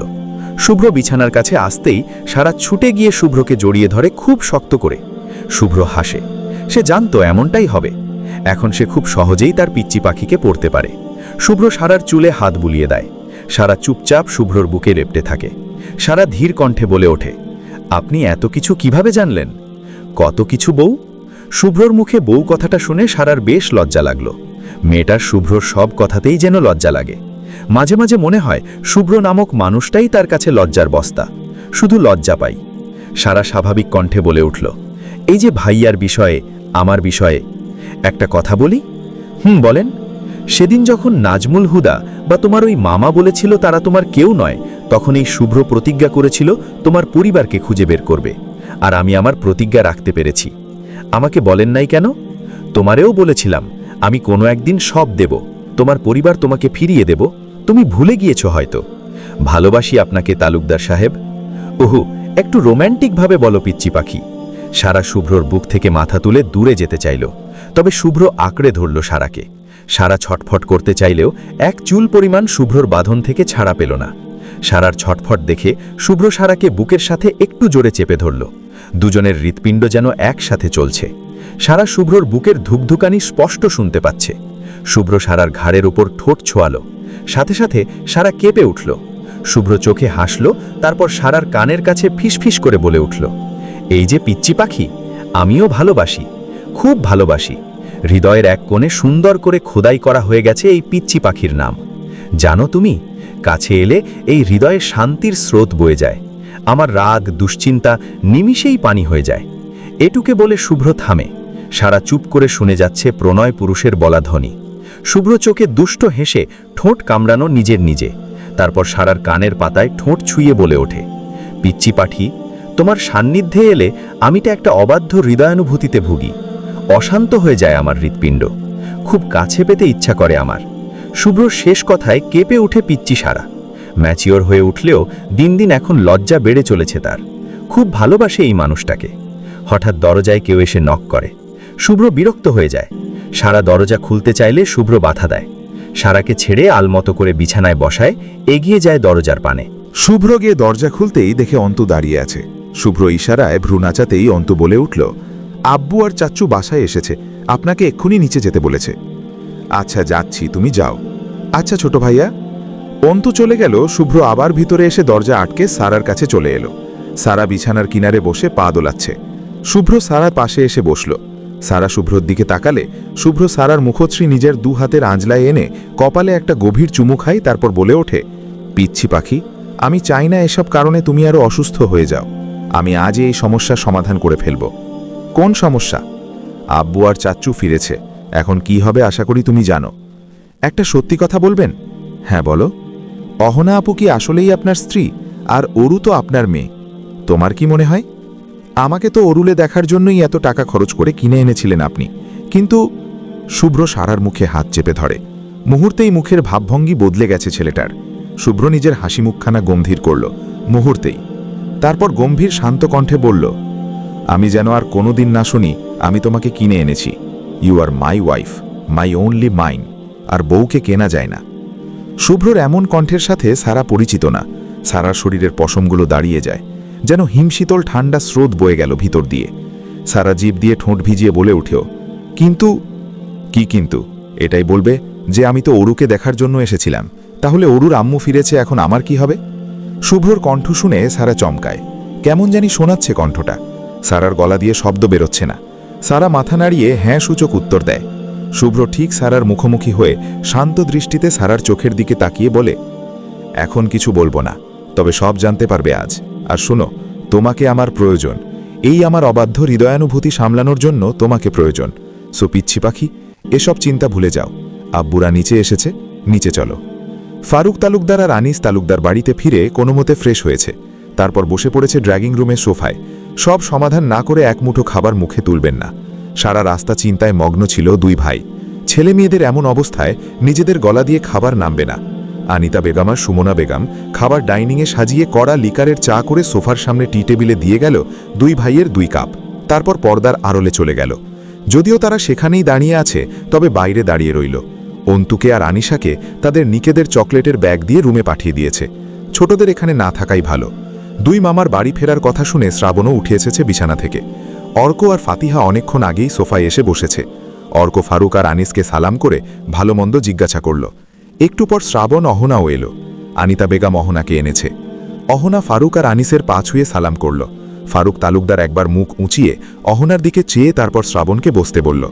অহনা এক কর্নারে দাঁড়িয়ে আছে, পাশে আনিতা আর সুমনা। একটু পর শুভ্র আর সারাও এলো। সারাকে দেখে অর্কের মন খুশি হয়ে গেল, সাথে আনিস তালুকদারেরও। ফারুক তালুকদারও হেসে বুকে জড়িয়ে নিল সারাকে। ফারুক তালুকদার সবার দিকে একবার তাকিয়ে হাতে থাকা চায়ের কাপে একটা চুমুক দেয়, তারপর গলা ঝাড়া দিয়ে বলে ওঠে, আমি যা বলবো বা কী বিষয় আলোচনা হচ্ছে সবাই অবগত। এখানে যা হবে, যা হওয়ার সবার সম্পূর্ণ মতামত নেওয়ার পরই হবে। আমার কথা শেষ না হওয়া পর্যন্ত কেউ কোনো সাউন্ড করবা না। আমি শেষ করব, তোমরা তখন বলবা। সবার মাঝে নীরবতা বয়ে গেল। ফারুক তালুকদার নিজের গম্ভীর্য বজায় রেখে অহনার দিকে তাকিয়ে বলে উঠল, অহনা। অহনা চমকালো, সাথে সাথে কাপা কাপা কণ্ঠে উত্তর দিল, জি। শোনো মেয়ে, আমি যা বলি, তুমি এখানে কি কারণে এসেছো সব আমি শুনেছি, আর কি জন্য এসেছো সেটাও শুনেছি। তাও একবার শুনতে চাই, তোমার মুখে বলো। অহনা কেঁপে উঠল। কি বলবে সে? অহনা চুপ করে রইল, মুখ দিয়ে কথা বেরোচ্ছে না। অহনাকে চুপ থাকতে দেখে ফারুক বলে উঠল, আমি তোমার কথাগুলো শুনব, তার আগে তোমার কিছু ভুল ধারণা ধরিয়ে দিই, যদিও তুমি এগুলায় অবগত। প্রথমত, তুমি ভেবেছ আমরা তোমাকে রেখেছি যাতে তুমি পুলিশে না বলো, নয়তো আমাদের ঝামেলা হবে। তো মেয়ে শোনো, পুলিশে বললে তুমি ফেসে যেতে যদি বলো কেন, আমি বলবো তুমি আন্দাজে প্রমাণ ছাড়া কথা বলছো। দ্বিতীয়ত, তুমি ভেবেছ মিথ্যা বলে হলেও আমার নাতনিকে নিয়ে যেতে পারবে, তাহলে তুমি ভুল। এই আমি নিজ হাতে এত বড় পরিবার সামলাই, আর তুমি আমাকে বোকা বানাতে বা মিথ্যা কিছু বুঝাতে পারবে না। তৃতীয়ত, তুমি কারোর সংসার ভাঙতে চাইলেও ভুল ভাবছ। ভাঙা অনেক দূরের বিষয়, আগে সে পর্যন্ত নদীর পানি গড়িয়ে যাক। এটুকু বলে ফারুক তালুকদার থামে, তারপর শুভ্রর দিকে একবার তাকায়, তারপর শান্ত দৃষ্টি ফেলে সবার দিকে তাকিয়ে বলে, শুভ্র আর অহনা, পুরো ঘটনাটা তোমাদের দুজন আর আমাদের দাদুভাই অরুর নিয়ে। তো এখন আমি চাই তোমরা সত্যিটা বলে সব ক্লিয়ার করে দাও। আমার কষ্ট করে ক্লিয়ার করতে হলে এর মাসুল দিতে হবে তোমাদের। এখনো সময় আছে। ফারুক তালুকদারের শান্ত কণ্ঠেও কেঁপে ওঠে পুরো পরিবার। ফারুক তালুকদার অহনার দিকে তাকাতেই অহনা কেঁদে ফেলে। সবাই অহনার দিকে দৃষ্টি ফেললে অহনা কেঁদে কেঁদে ফারুক তালুকদারকে বলে, আমি কিছু চাচ্ছি না, শুধু আমার মেয়েটাকে দিয়ে দেন, আমি চলে যাব। আপনাদের সংসারে আমি কোনো ঝামেলা করব না, প্লিজ আমার মেয়েটাকে দিয়ে দেন। বাচ্চার বাবাকে? শুভ্রত? ফারুক তালুকদার চোখ টেরা করে তাকিয়ে প্রশ্ন করেন। এই প্রশ্নটার জন্য যেন অহনা প্রস্তুত ছিল না। এদিকে সবাই অপেক্ষা করছে। সারার মন খারাপ হয়ে গেল বাচ্চার বাবা শুভ্র শুনে। অর্ক বুঝল তার বোনের মনের অবস্থা, তবে এখন করার কিছু নেই।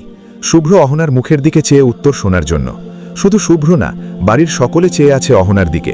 শ্রাবণও তাকিয়ে আছে অহনার দিকে। শ্রাবণের চোখ লাল, রাগে নাকি কষ্টে জানে না। ফারুক তালুকদার বলার জন্য অহনাকে তাড়া দিতেই অহনা কেঁদে উঠে আবারও বলে, প্লিজ আমার মেয়েটাকে দিয়ে দেন। এবার ফারুক তালুকদার রেগে গেল। কঠিন কণ্ঠে একটা ধমক দিয়ে বলে উঠল, এই মেয়ে, সমস্যা কি? বাচ্চার বাবা শুভ্র হলে বাবার অনুমতি ছাড়া সন্তান নিয়ে যাওয়ার অনুমতি নেই, তো এটা বলতে কি হচ্ছে বলো? বাচ্চার বাবাকে? অরুর বাবাকে? অহনা কেঁদে চলেছে। সবার দৃষ্টি অহনার দিকে।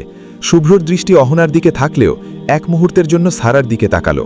সারার দৃষ্টি মাটিতে, হাত দিয়ে হাত কোচলাচ্ছে, ওড়না দিয়ে মাথা ঢাকা, পানি পড়ছে হয়তো, চোখ দিয়ে এসে পড়ছে হাতের পাতায়। শুভ্রর মাথা গরম হয়ে গেল। কোনো কিছুর তওয়াক্কা না করে শুভ্র বলে উঠল, ও আর কি বলবে? অরু আমার সন্তান নয়, এমনকি কোনোদিন আমাদের বিয়েও হয়নি। শুভ্রর কথা শুনে বাড়ির সকলের চোখ বড় বড় হয়ে গেল। সাথে সাথে সবাই একসাথে বলে উঠল, কি? সবার দৃষ্টি এখন শুভ্রর ওপরে। শুভ্রর কথা শুনে চমকে ওঠে সবাই, সাথে অন্তরাত্মা কেঁপে ওঠে অহনার। চোখ বড় বড় করে তাকায় শুভ্রর দিকে, হাত পা রীতিমতো কাঁপছে তার। ফারুক তালুকদার গম্ভীর কণ্ঠে শুভ্রর উদ্দেশ্যে বলে ওঠে, কি বলছো এসব? মাথা ঠিক আছে তোমার? জি আব্বা। ফারুক তালুকদার একবার অহনার দিকে তাকালো। মেয়েটার মাথা নিচু, মুখটা শুকনো লাগলো। তারপর সারার দিকে তাকিয়ে দেখল সারাও অবাক হয়ে চেয়ে আছে শুভ্রর দিকে। তখন শুভ্রর বলা কথাটাই চমকে গেছিল বাড়ির সকলে। আনিস বলে উঠল, তো শুভ্র, বুঝলাম না, কিছু বুঝিয়ে বলো। ফারুক তালুকদার কিছুক্ষণ চুপ থেকে শুভ্রর দিকে তাকিয়ে বলল, যা বলবা ক্লিয়ার বলবা, এখন পুরো ঘটনা বলো। শুভ্র শুকনো ঢোক গিলল, তারপর এক পলক সারার দিকে তাকিয়ে মাথা নিচু করে নিয়ে বলা শুরু করল, আব্বু, আপনি জানেন আমি যাই করি আগে আপনাকে বলি, এটা বাড়ির সকলে জানে। আর সত্যি বলতে অরু আমার নিজের সন্তান না, তবে ওরে আমি নিজের মেয়ের মতোই ভালোবাসি। আসল ঘটনা বলো, বিশ্লেষণ শুনতে চাইনি। ফারুক তালুকদার তেজি গম্ভীর কণ্ঠে বলে ওঠে। শুভ্র শান্তভাবে অহনার দিকে তাকায়। মেয়েটার হাত পা কাঁপা তার চোখেও ধরা পড়ে, তবে করার কিছু নেই। শুভ্র তার পিচ্চি পাখিকে অসম্ভব ভালোবাসে, আর তাকে কষ্ট দিয়ে হারাতে পারবে না শুভ্র। তাই শুভ্র অহনার প্রতি নিজের মায়া ভুলে গিয়ে বলে ওঠে, আমার আর অহনার বন্ধুত্ব অনেক আগের। হঠাৎ অহনা কার সাথে রিলেশন করে বিয়ে করেছে যদিও, আমি পরে জানতে পারি আগে জানতাম রিলেশন করেছে। ওদের সংসারে যখন ছোট্ট অরু এলো অহনার গর্ভে, তখন ওর সেই স্বামী ওকে ছেড়ে চলে যায়। অহনা খুব ভেঙে পড়ে। প্রায় 2 মাস ওর হাল দিনকে দিন খারাপ হতে থাকে। আমি ওর বেস্ট ফ্রেন্ড ছিলাম, যদিও সবসময় পাশে ছিলাম। তবুও তখন থেকে বলছিলাম ওই বাচ্চার দায়িত্ব আমি নিব, ও যাতে টেনশন না করে। আর অহনার 4 মাস প্রেগন্যান্সির সময় এখান থেকে ঘুরে গিয়েছিলাম। তখন আমি একটাই মিথ্যা বলেছি, অহনা আমার স্ত্রী। তবে এটা ভুল, ওকে আমি অন্য বাসায় রেখেছি। ও আর আমি দূরে থেকেছি। ওর সাথে আমার বন্ধুত্ব বাদে কোনো সম্পর্ক নেই। এটুকু বলে শুভ্র থামে। সবাই যেন নিজের বাকশক্তি হারিয়েছে। অবাক হয়ে তাকিয়ে আছে শুভ্রর দিকে। এতদিন শুভ্র আর অহনাকে স্বামী স্ত্রী ভেবেছে, শুভ্রর সন্তান অরুকে ভেবেছে। তবে ঘটনা পুরো উল্টো। ফারুক তালুকদারও বেশ অবাক হয়েছেন। আর চোখে অহনার দিকে তাকিয়ে রাসরহীন কণ্ঠে বলে উঠল, অহনা, এগুলা কি সত্যি? শুভ্রর বলা কথা কি বাস্তব? অহনার আর বলার কিছু নেই, মাথা নিচু করেই ছোট করে উত্তর দেয়, জি। ফারুক তালুকদার আবার শুভ্রর দিকে তাকিয়ে বলে উঠল, এতদিন স্ত্রীর পরিচয় দিয়েছ, তবে আজ হঠাৎ সব স্বীকার কেন করলে? মাফ করবেন আব্বু, আমি সারাকে ভালোবাসি। সে আমার অর্ধাঙ্গিনী, আমি তার বৈধ স্বামী।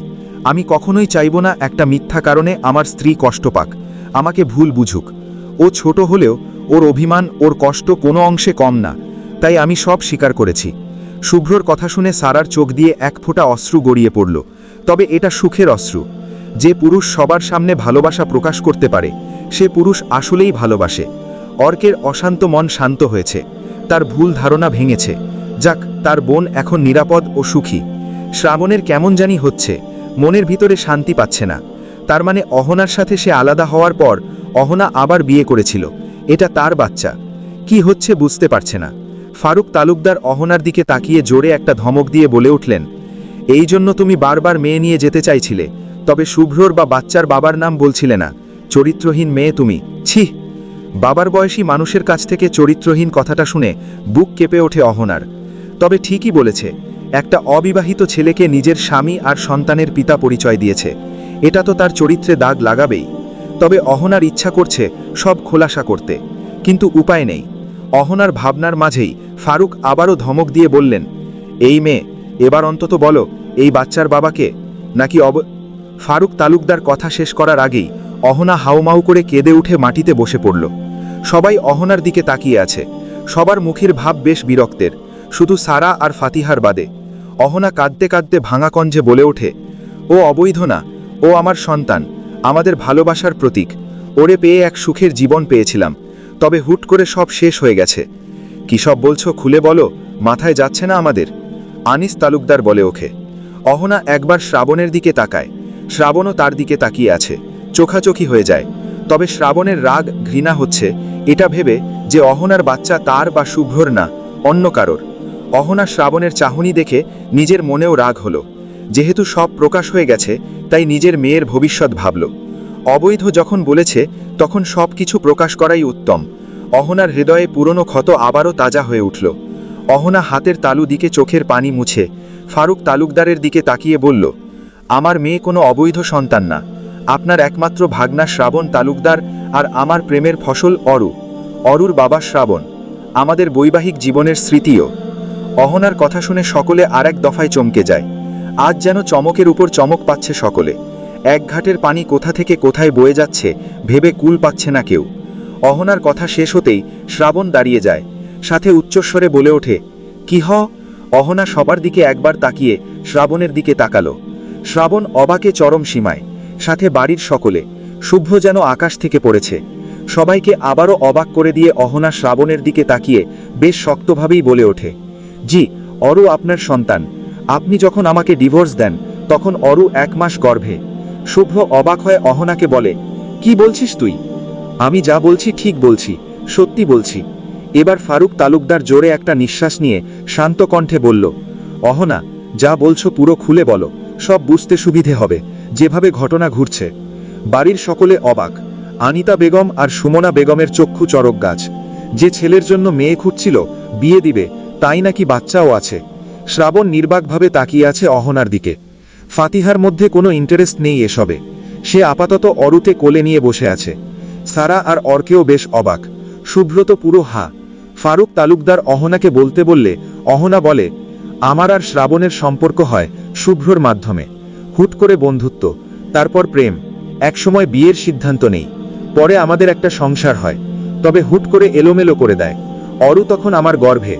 হঠাৎ একবার শ্রাবণ সিলেট ফিরে আর ঢাকা যায়নি, সাথে আমার সাথে যোগাযোগ অফ করে দেয়।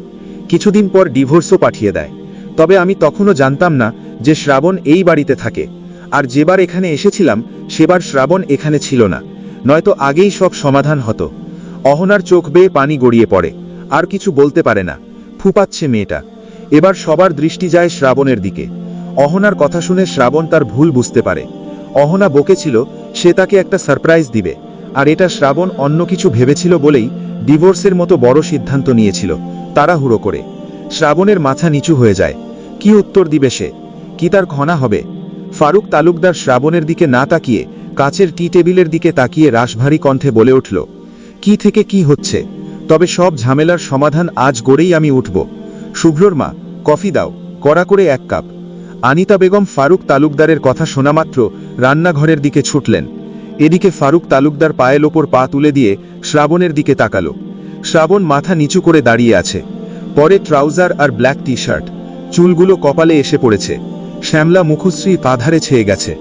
ফারুকের অভিজ্ঞ মস্তিষ্ক কিছু বুঝল, তাই কণ্ঠ খাদে নামিয়ে শান্ত কণ্ঠে শ্রাবণকে জিজ্ঞাসা করল, শ্রাবণ, এগুলা কি শুনছি? অহনা যা বলছে সব ঠিক? শ্রাবণ কি উত্তর দিবে ভেবে পায় না। মাথা নিচু করে থেকেও কোনো সমাধান নেই। পুরো বাড়ির সকলে তার দিকে তাকিয়ে আছে। শ্রাবণ এটাও জানে বেশিক্ষণ চুপ থাকলে ফারুক তালুকদার রেগে যাবেন। হলোও তাই।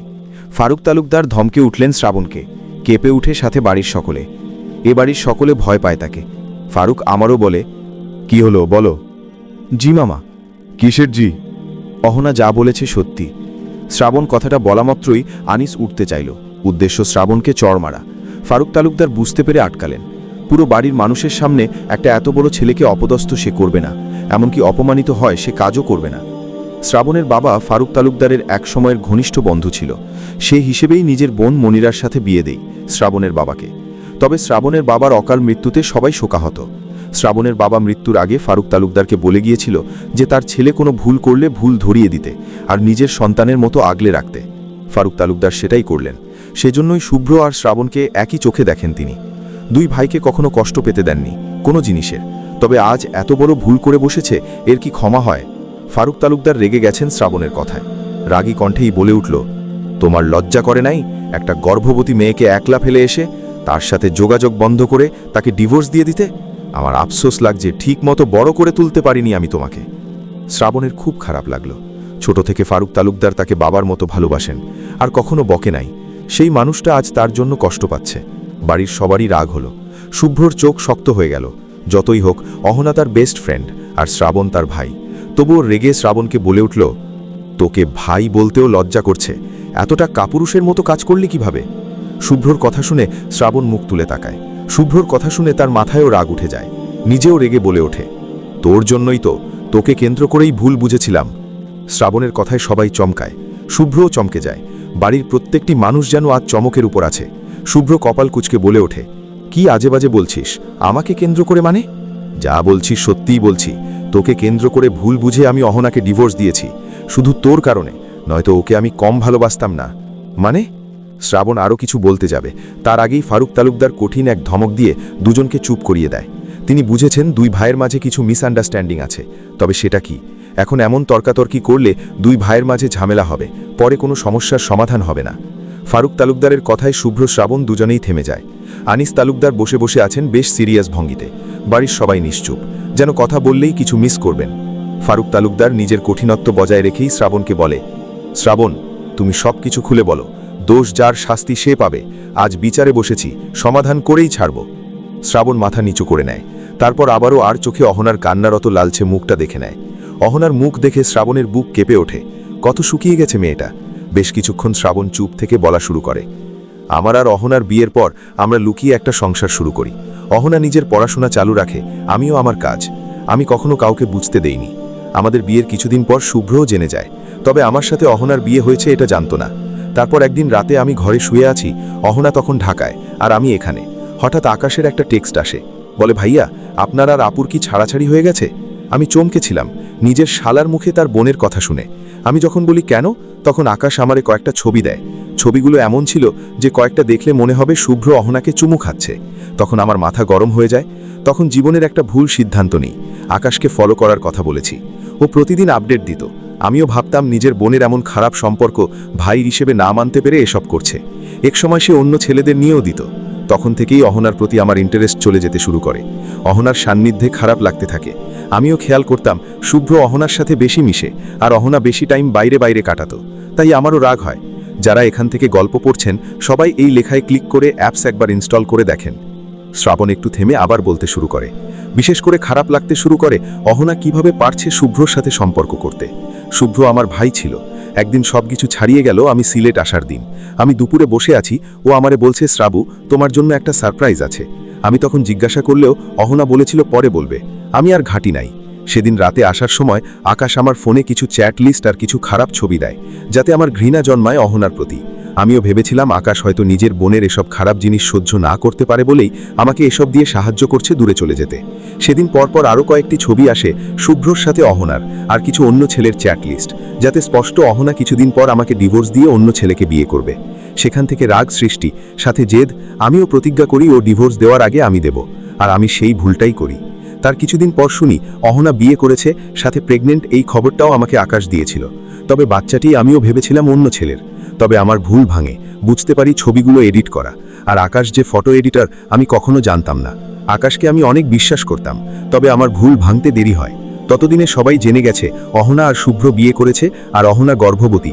আমিও ভেবেছিলাম হয়তো বাচ্চাটি শুভ্রর, তাই আমি চুপ হয়ে যাই। রাগ হয় আমার, শুভ্র কেড়ে নিল আমার ভালোবাসার মানুষটিকে। আমিও তাই করব। সেই রাগ থেকেই সেদিন আমি সারা আর শুভ্রর মাঝে দ্বন্দ্ব লাগিয়ে সারাকে নিজের করতে চেয়েছিলাম, শুধু রাগ থেকেই, যাতে শুভ্র আমার কষ্ট বুঝতে পারে। তবে আজ যখন জানলাম অহনা বিয়ে করেনি আর ওটা শুভ্রর নয় আমার সন্তান, তখন আমার পুরোপুরি ভুল ভাঙে। কথাগুলো থামে শ্রাবণ, মাথা যন্ত্রণা করছে তার। চোখ দিয়ে গড়িয়ে পড়ে অনুতপ্ত নোনা জল। বাড়ির সকলে নীরব। অহনার বুঝতে বাকি নেই যে ভাইকে সে নিজের জীবনের চেয়ে বেশি ভালোবেসেছে, সেই ভাই তার সুন্দর সাজানো জীবনটা নষ্ট করালো। নিস্তব্ধতা ভেঙে ফারুক তালুকদার শ্রাবণকে উদ্দেশ্য করে বলে ওঠে, তো শেষ অবধি কি মনে হচ্ছে, এখানে কার দোষ ছিল? শ্রাবণ মাথা নিচু করে করুণ কণ্ঠে বলে ওঠে, এখানে আমার দোষ ছিল, যেখানে আমি নিজের স্ত্রীর থেকে তার ভাইকে বেশি বিশ্বাস করেছি। নিজের স্ত্রীকে কখনো সত্যি মিথ্যা জিজ্ঞাসা করিনি। নিজের ভাই সম্পর্কে খারাপ ধারণা নিয়েছি। সব শেষে আমি দোষী। ফারুক তালুকদার একটু গম্ভীর কণ্ঠেই বলে ওঠে। ফারুক তালুকদারের কাছে ভুল মানেই ভুল, আর ভুল করলে শাস্তি পেতেই হবে। আর তোমাকে পাওয়া লাগবে শাস্তি, কঠিনতম শাস্তি। বলে ফোন লাগালো নিজের বন্ধু আকরাম, যে কিনা পুলিশের ওসি। তাকে কিছু টেক্সট দিল, সাথে আসতে বলল। পুরো বাড়ির সকলে কেঁপে উঠে ফারুক তালুকদারের এমন কাজে। শেষ পর্যন্ত জেলে দেবে ভাবা যাচ্ছে না। শ্রাবণ নীরবে চোখের পানি ফেলে। শুভ্র কিছু বলতে গেলে হাতের ইশারায় থামিয়ে দিয়ে তারপর অহনার দিকে তাকিয়ে বলে ওঠে, তো অহনা, শ্রাবণের কথা শুনে মেইন কালপ্রিট খুঁজে পেয়েছো, নাকি আমি খুঁজে দেব, নাকি তোমার কাছে এখনো শ্রাবণ দোষী?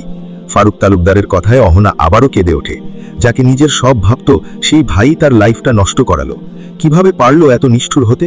কি জবাব দিবে এত মানুষের ভিড়ে যে তার ভাই তার সংসার নষ্ট করেছে? খুব ঘৃণা হচ্ছে নিজের ভাইয়ের প্রতি। আজ সারারও খারাপ লাগছে অহনার জন্য, সাথে ফাতিহারও। ভুল বুঝাবুঝিতে একটা সম্পর্ক কিভাবে শেষ হয়? হঠাৎ অর্কের ফোন বেজে ওঠে। অর্ক ফোন পকেট থেকে বের করে শুভ্রকে কিছু একটা ইশারা করতেই শুভ্র বেরিয়ে যায় বাইরে। শুভ্র সবার মাঝ থেকে বেরিয়ে বাড়ির সদর দরজায় দাঁড়িয়ে থাকা ডেলিভারি ম্যান থেকে কিছু আনিয়ে নেয় দারোয়ানকে দিয়ে। বেশ বড়সড় বাক্স। শুভ্র বক্সটি মিসেস সুমনাকে ডেকে কিছু একটা বলে। মিসেস সুমনাও সাবধানে রেখে দেয় বক্সটি নিরাপদ স্থানে। শুভ্র আর সুমনা বেগম আবার নিজেদের জায়গায় এসে দাঁড়ালো। শুভ্র অর্ককে চোখের ইশারায় হ্যাঁ সূচক ইশারা দিল। অর্কও স্বস্তির নিঃশ্বাস ফেলেছে এতক্ষণে। ফারুক তালুকদার বেশ কিছুক্ষণ চুপ রইলেন। তারপর নিজের গম্ভীর মুখশ্রী নিয়ে সবাইকে এক পরক পর্যবেক্ষণ করল। তারপর গলা ঝাড়া দিয়ে বলে উঠল, আমি অনেক ভেবে যা বুঝলাম, যদি মেইন কালপ্রিট কেউ হয়ে থাকে সেটা আকাশ। একটা ভাই কতটা পাষাণ্ড হলে তার বড় বোনের সংসার নষ্ট করতে পারে, তাও আবার বন্ধু সমতুল্য দেবরকে নিয়ে। ছি, অহনার মাথা নিচু, চোখ দিয়ে টপ টপ করে পানি পড়ছে।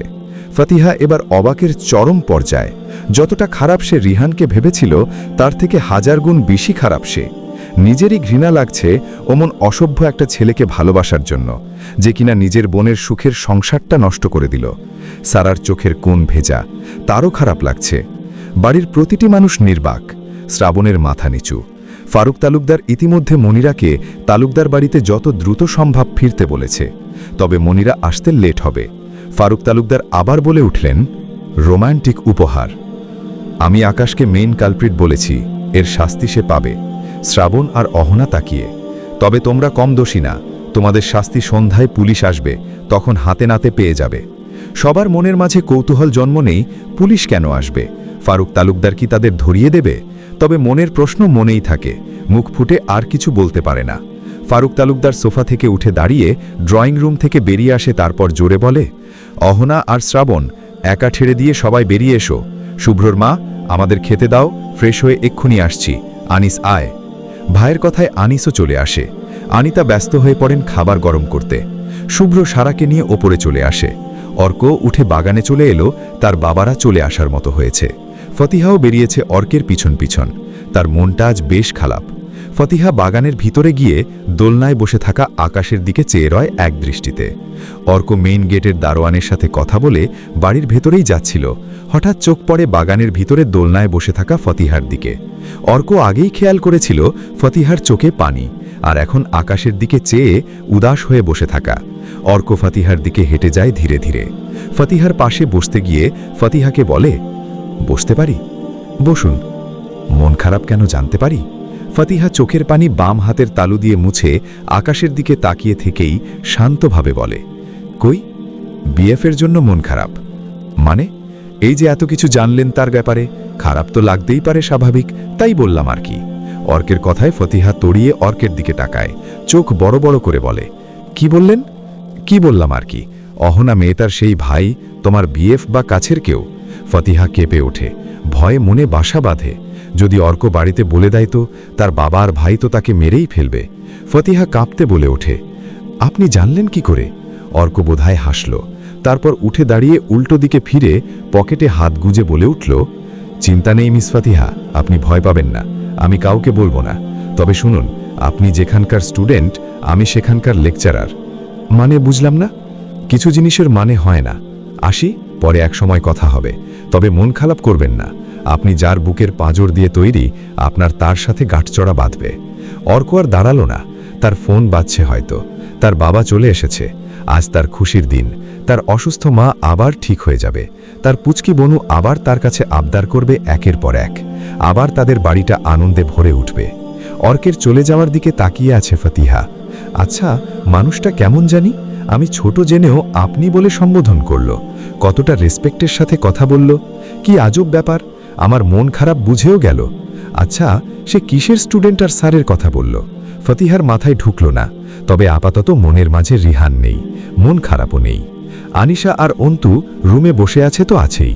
আনিশার খুব খারাপ লাগছে সারার জন্য।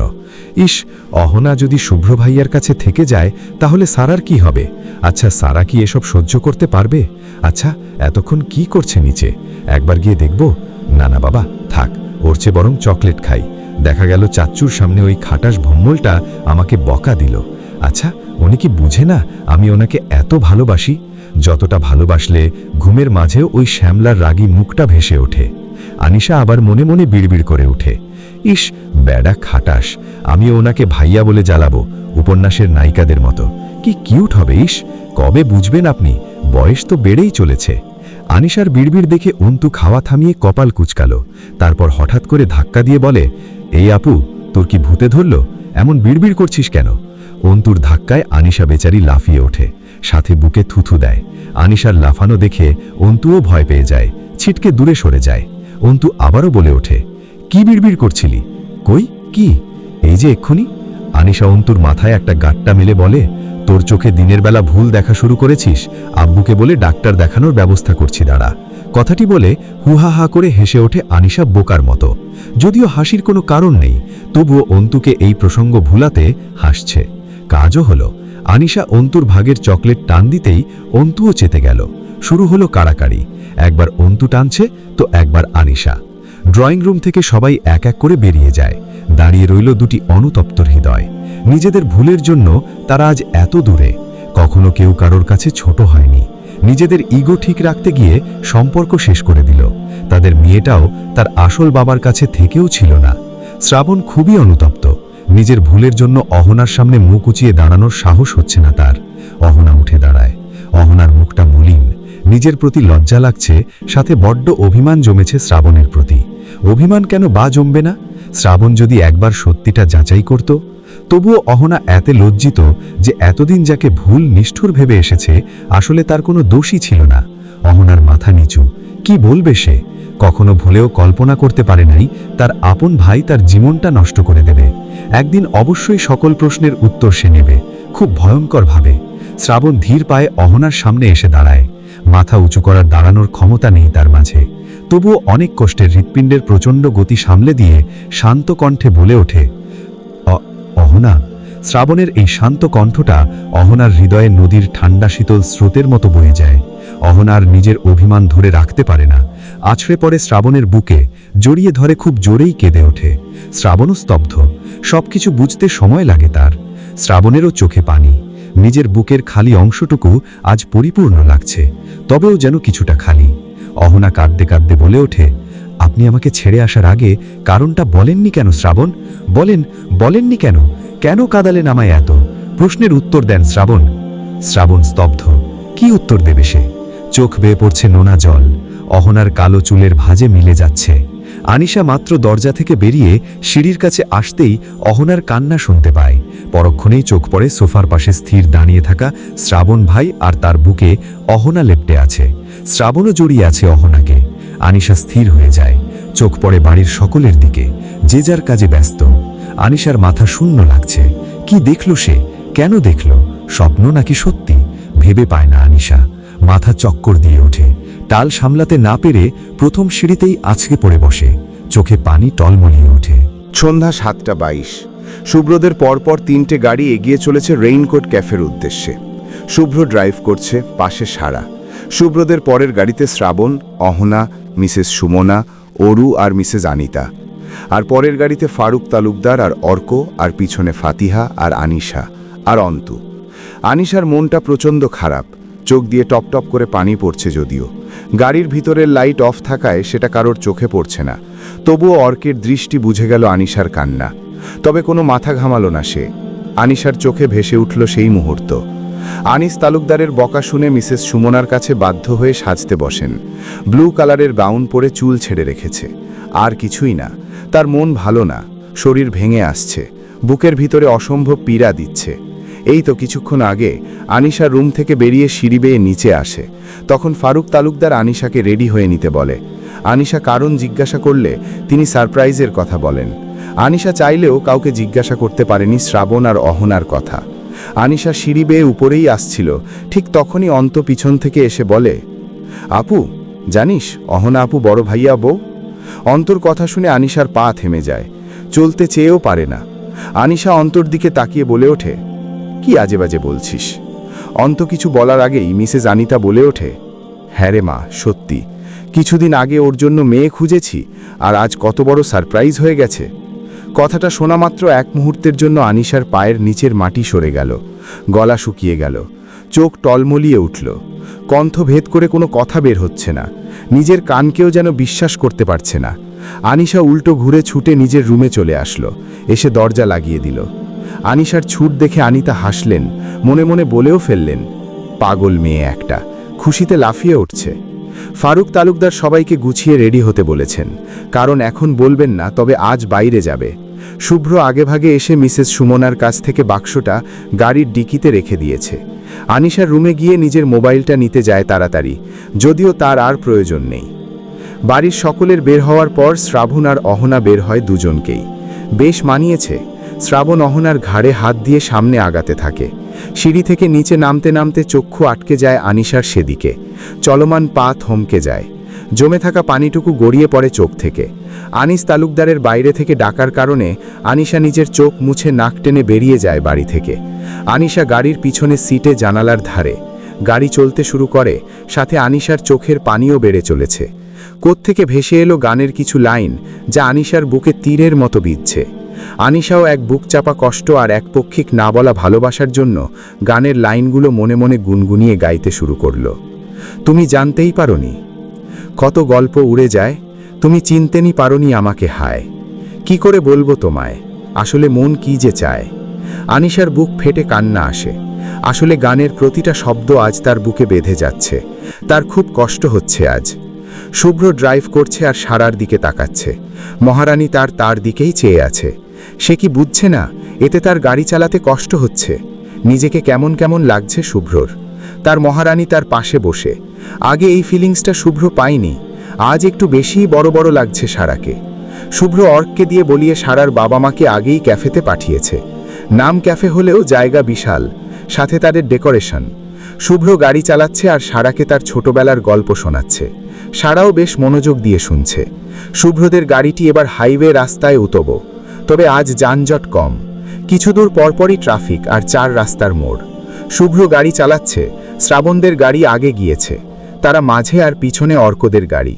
গাড়ির জানালা খোলা থাকায় হঠাৎ বাতাসের ধাক্কায় সারার চোখে কিছু একটা ঢুকে যায়, সাথে সারা আউচ করে ওঠে। শুভ্র সারার দিকে তাকিয়ে গাড়ির স্টিয়ারিংয়ে হাত রেখেই বলে ওঠে, কি হয়েছে দেখি। শুভ্র গাড়ি স্লো করে আগের থেকে সারার চোখের দিকে তাকায়। লাল বর্ণ ধারণ করেছে। শুভ্র সারার চোখে ফুঁ দিতেই কোথা থেকে এক মাল ভর্তি এসে পড়ল ঠিক তাদের গাড়ির সামনে। শুভ্র প্রথমে খেয়াল না করায় বিপদটা আরও বেড়ে গেল। আর যতক্ষণে শুভ্র সামনে তাকালো ততক্ষণে শুভ্রর হাতে করার মতো কিছুই ছিল না। গাড়ির গতি কম থাকলেও সামনে থাকা গাড়িটির ব্রেক আউট ছিল। শুভ্র এক মুহূর্তের জন্য থেমে দ্রুত সিট বেল্ট খুলে সারার উপর ঝাঁপিয়ে পড়ে।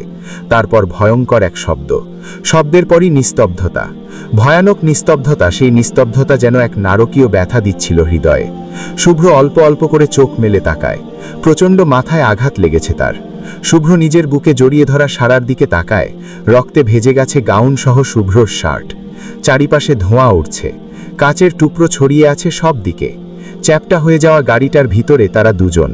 রক্তে রাঙা সারা পুরো নিস্তেজ। শুভ্রর যেন নিজের প্রেয়সীকে এভাবে দেখে শ্বাস আটকে যাচ্ছে। তার মাথা আর ঘাড় থেকে টকবক করে রক্ত পড়ছে। শুভ্র কোনো মতে নিজের মাথা চেপে ধরে সারার মুখে হাত দিয়ে বলে ওঠে, এই বউ, বউ, একবার চোখ খোলো না দয়া করে। এই বউ, এই পিচ্চি পাখি, তাকা আমার দিকে। সারা আর তাকায় না। শুভ্ররও মাথা ব্যথায় চোখ খুলে রাখতে না পারার উপক্রম হচ্ছে। কিছুক্ষণের মাঝেই অর্কদের গাড়িসহ আর কিছু লোকজন জড়ো হলো। অর্ক উন্মাদের মতো চ্যাপটা হয়ে যাওয়া গাড়িটার কাছে ছুটে গেল। খুব কষ্টে দুজনকে উদ্ধার করে হসপিটালের উদ্দেশ্যে রওনা দিল। আনিশা, ফাতিহা স্তম্ভিত। গাড়ির পিছনে শুইয়ে দিয়ে গাড়ি ছুটিয়ে নিয়ে যাচ্ছে হসপিটালের দিকে। দুজনেরই অনেক বেশি ব্লিডিং হচ্ছে। সারার কোনো সেন্স নেই, শুভ্রর এখনো সেন্স আছে। অর্কের কোলের উপর শুভ্রর মাথা আর শুভ্র নিজের বুকের সাথে জড়িয়ে রেখেছে সারাকে। ড্রাইভার যত দ্রুত সম্ভব এগিয়ে চলেছে হসপিটালের দিকে। ছোট্ট একটা অ্যাক্সিডেন্টে দুটো অতৃপ্ত হৃদয় আজ ভেঙে গেছে। পূর্ণতা পেয়েও অপূর্ণতায় ছেয়ে গেল এদের এই মিষ্টি নামক কালো অধ্যায়। শুভ্রর নিঃশ্বাস নিতে কষ্ট হচ্ছে, চোখ দুটো লেগে আসছে। শুভ্রর মাথা অর্কের কোলে দেওয়া থাকায় এখান থেকে সারার একপাশ রক্তে ভেজা মুখটা দেখা যাচ্ছে। সারার নিঃশ্বাস পড়ছে না, নিথর হয়ে পড়ে আছে ছোট্ট দেহটা শুভ্রর বুকে। শুভ্র সেদিকে একবার তাকিয়ে গভীরভাবে অনুভব করে কিছু, তারপর অর্কের দিকে ইশারা করতেই অর্ক নিজের কান শুভ্রর মুখের কাছে আনতেই শুভ্র কাতর গলায় বলে ওঠে, আমার পিচ্চি পাখিকে বকে দিস, আমি আমার কথা রেখেছি। আমার জীবনের শেষ নিঃশ্বাস অবধি তাকে বুকের রাখার কথা দিয়ে আমি তা রেখেছি। আমি ওকে সত্যি প্রচণ্ড ভালোবাসি। শুভ্র একটু থামে, কথা জড়িয়ে আসছে তার, চোখ দিয়ে পানি পড়ছে। শুভ্র জোরে একটা শ্বাস নিয়ে বলে ওঠে, আমাদের আলাদা করিস না। কথাটা বলে শুভ্র থেমে যায়, চোখের মনি স্থির হয়ে যায়। এই দোস্ত, কি বলছিস? তোদের কিছু হবে না, আমি কিচ্ছু হতে দেব। এই তাকা আমার দিকে শুভ্র। এই ড্রাইভার, গাড়ি তাড়াতাড়ি চালা। এই শুভ্র, তাকা আমার দিকে। আর কথা আসে না। শুভ্র সারার মতো নিস্তব্ধ হয়ে যায়। অর্ক জোরে কেঁদে ওঠে। শুভ্রর মুখে ছোট ছোট থাপ্পড় দিয়ে ডাকতে থাকে। তবে শুভ্র নিস্তেজ। এ কেমন নিয়তি! একদিকে নিজের বোন আর একদিকে নিজের বেস্ট ফ্রেন্ড। আজকের দিনটা তো এমন হবার কথা ছিল না। বাইরে মুষলধারে বৃষ্টি নামে। অর্কের কোলে মাথা দেওয়া নিজের বেস্ট ফ্রেন্ড আর তার বুকের উপর নিস্তব্ধ হয়ে পড়া থাকা নিজের বোনের দিকে এক পলক তাকানোর দুঃসাহস অর্কের হয় না।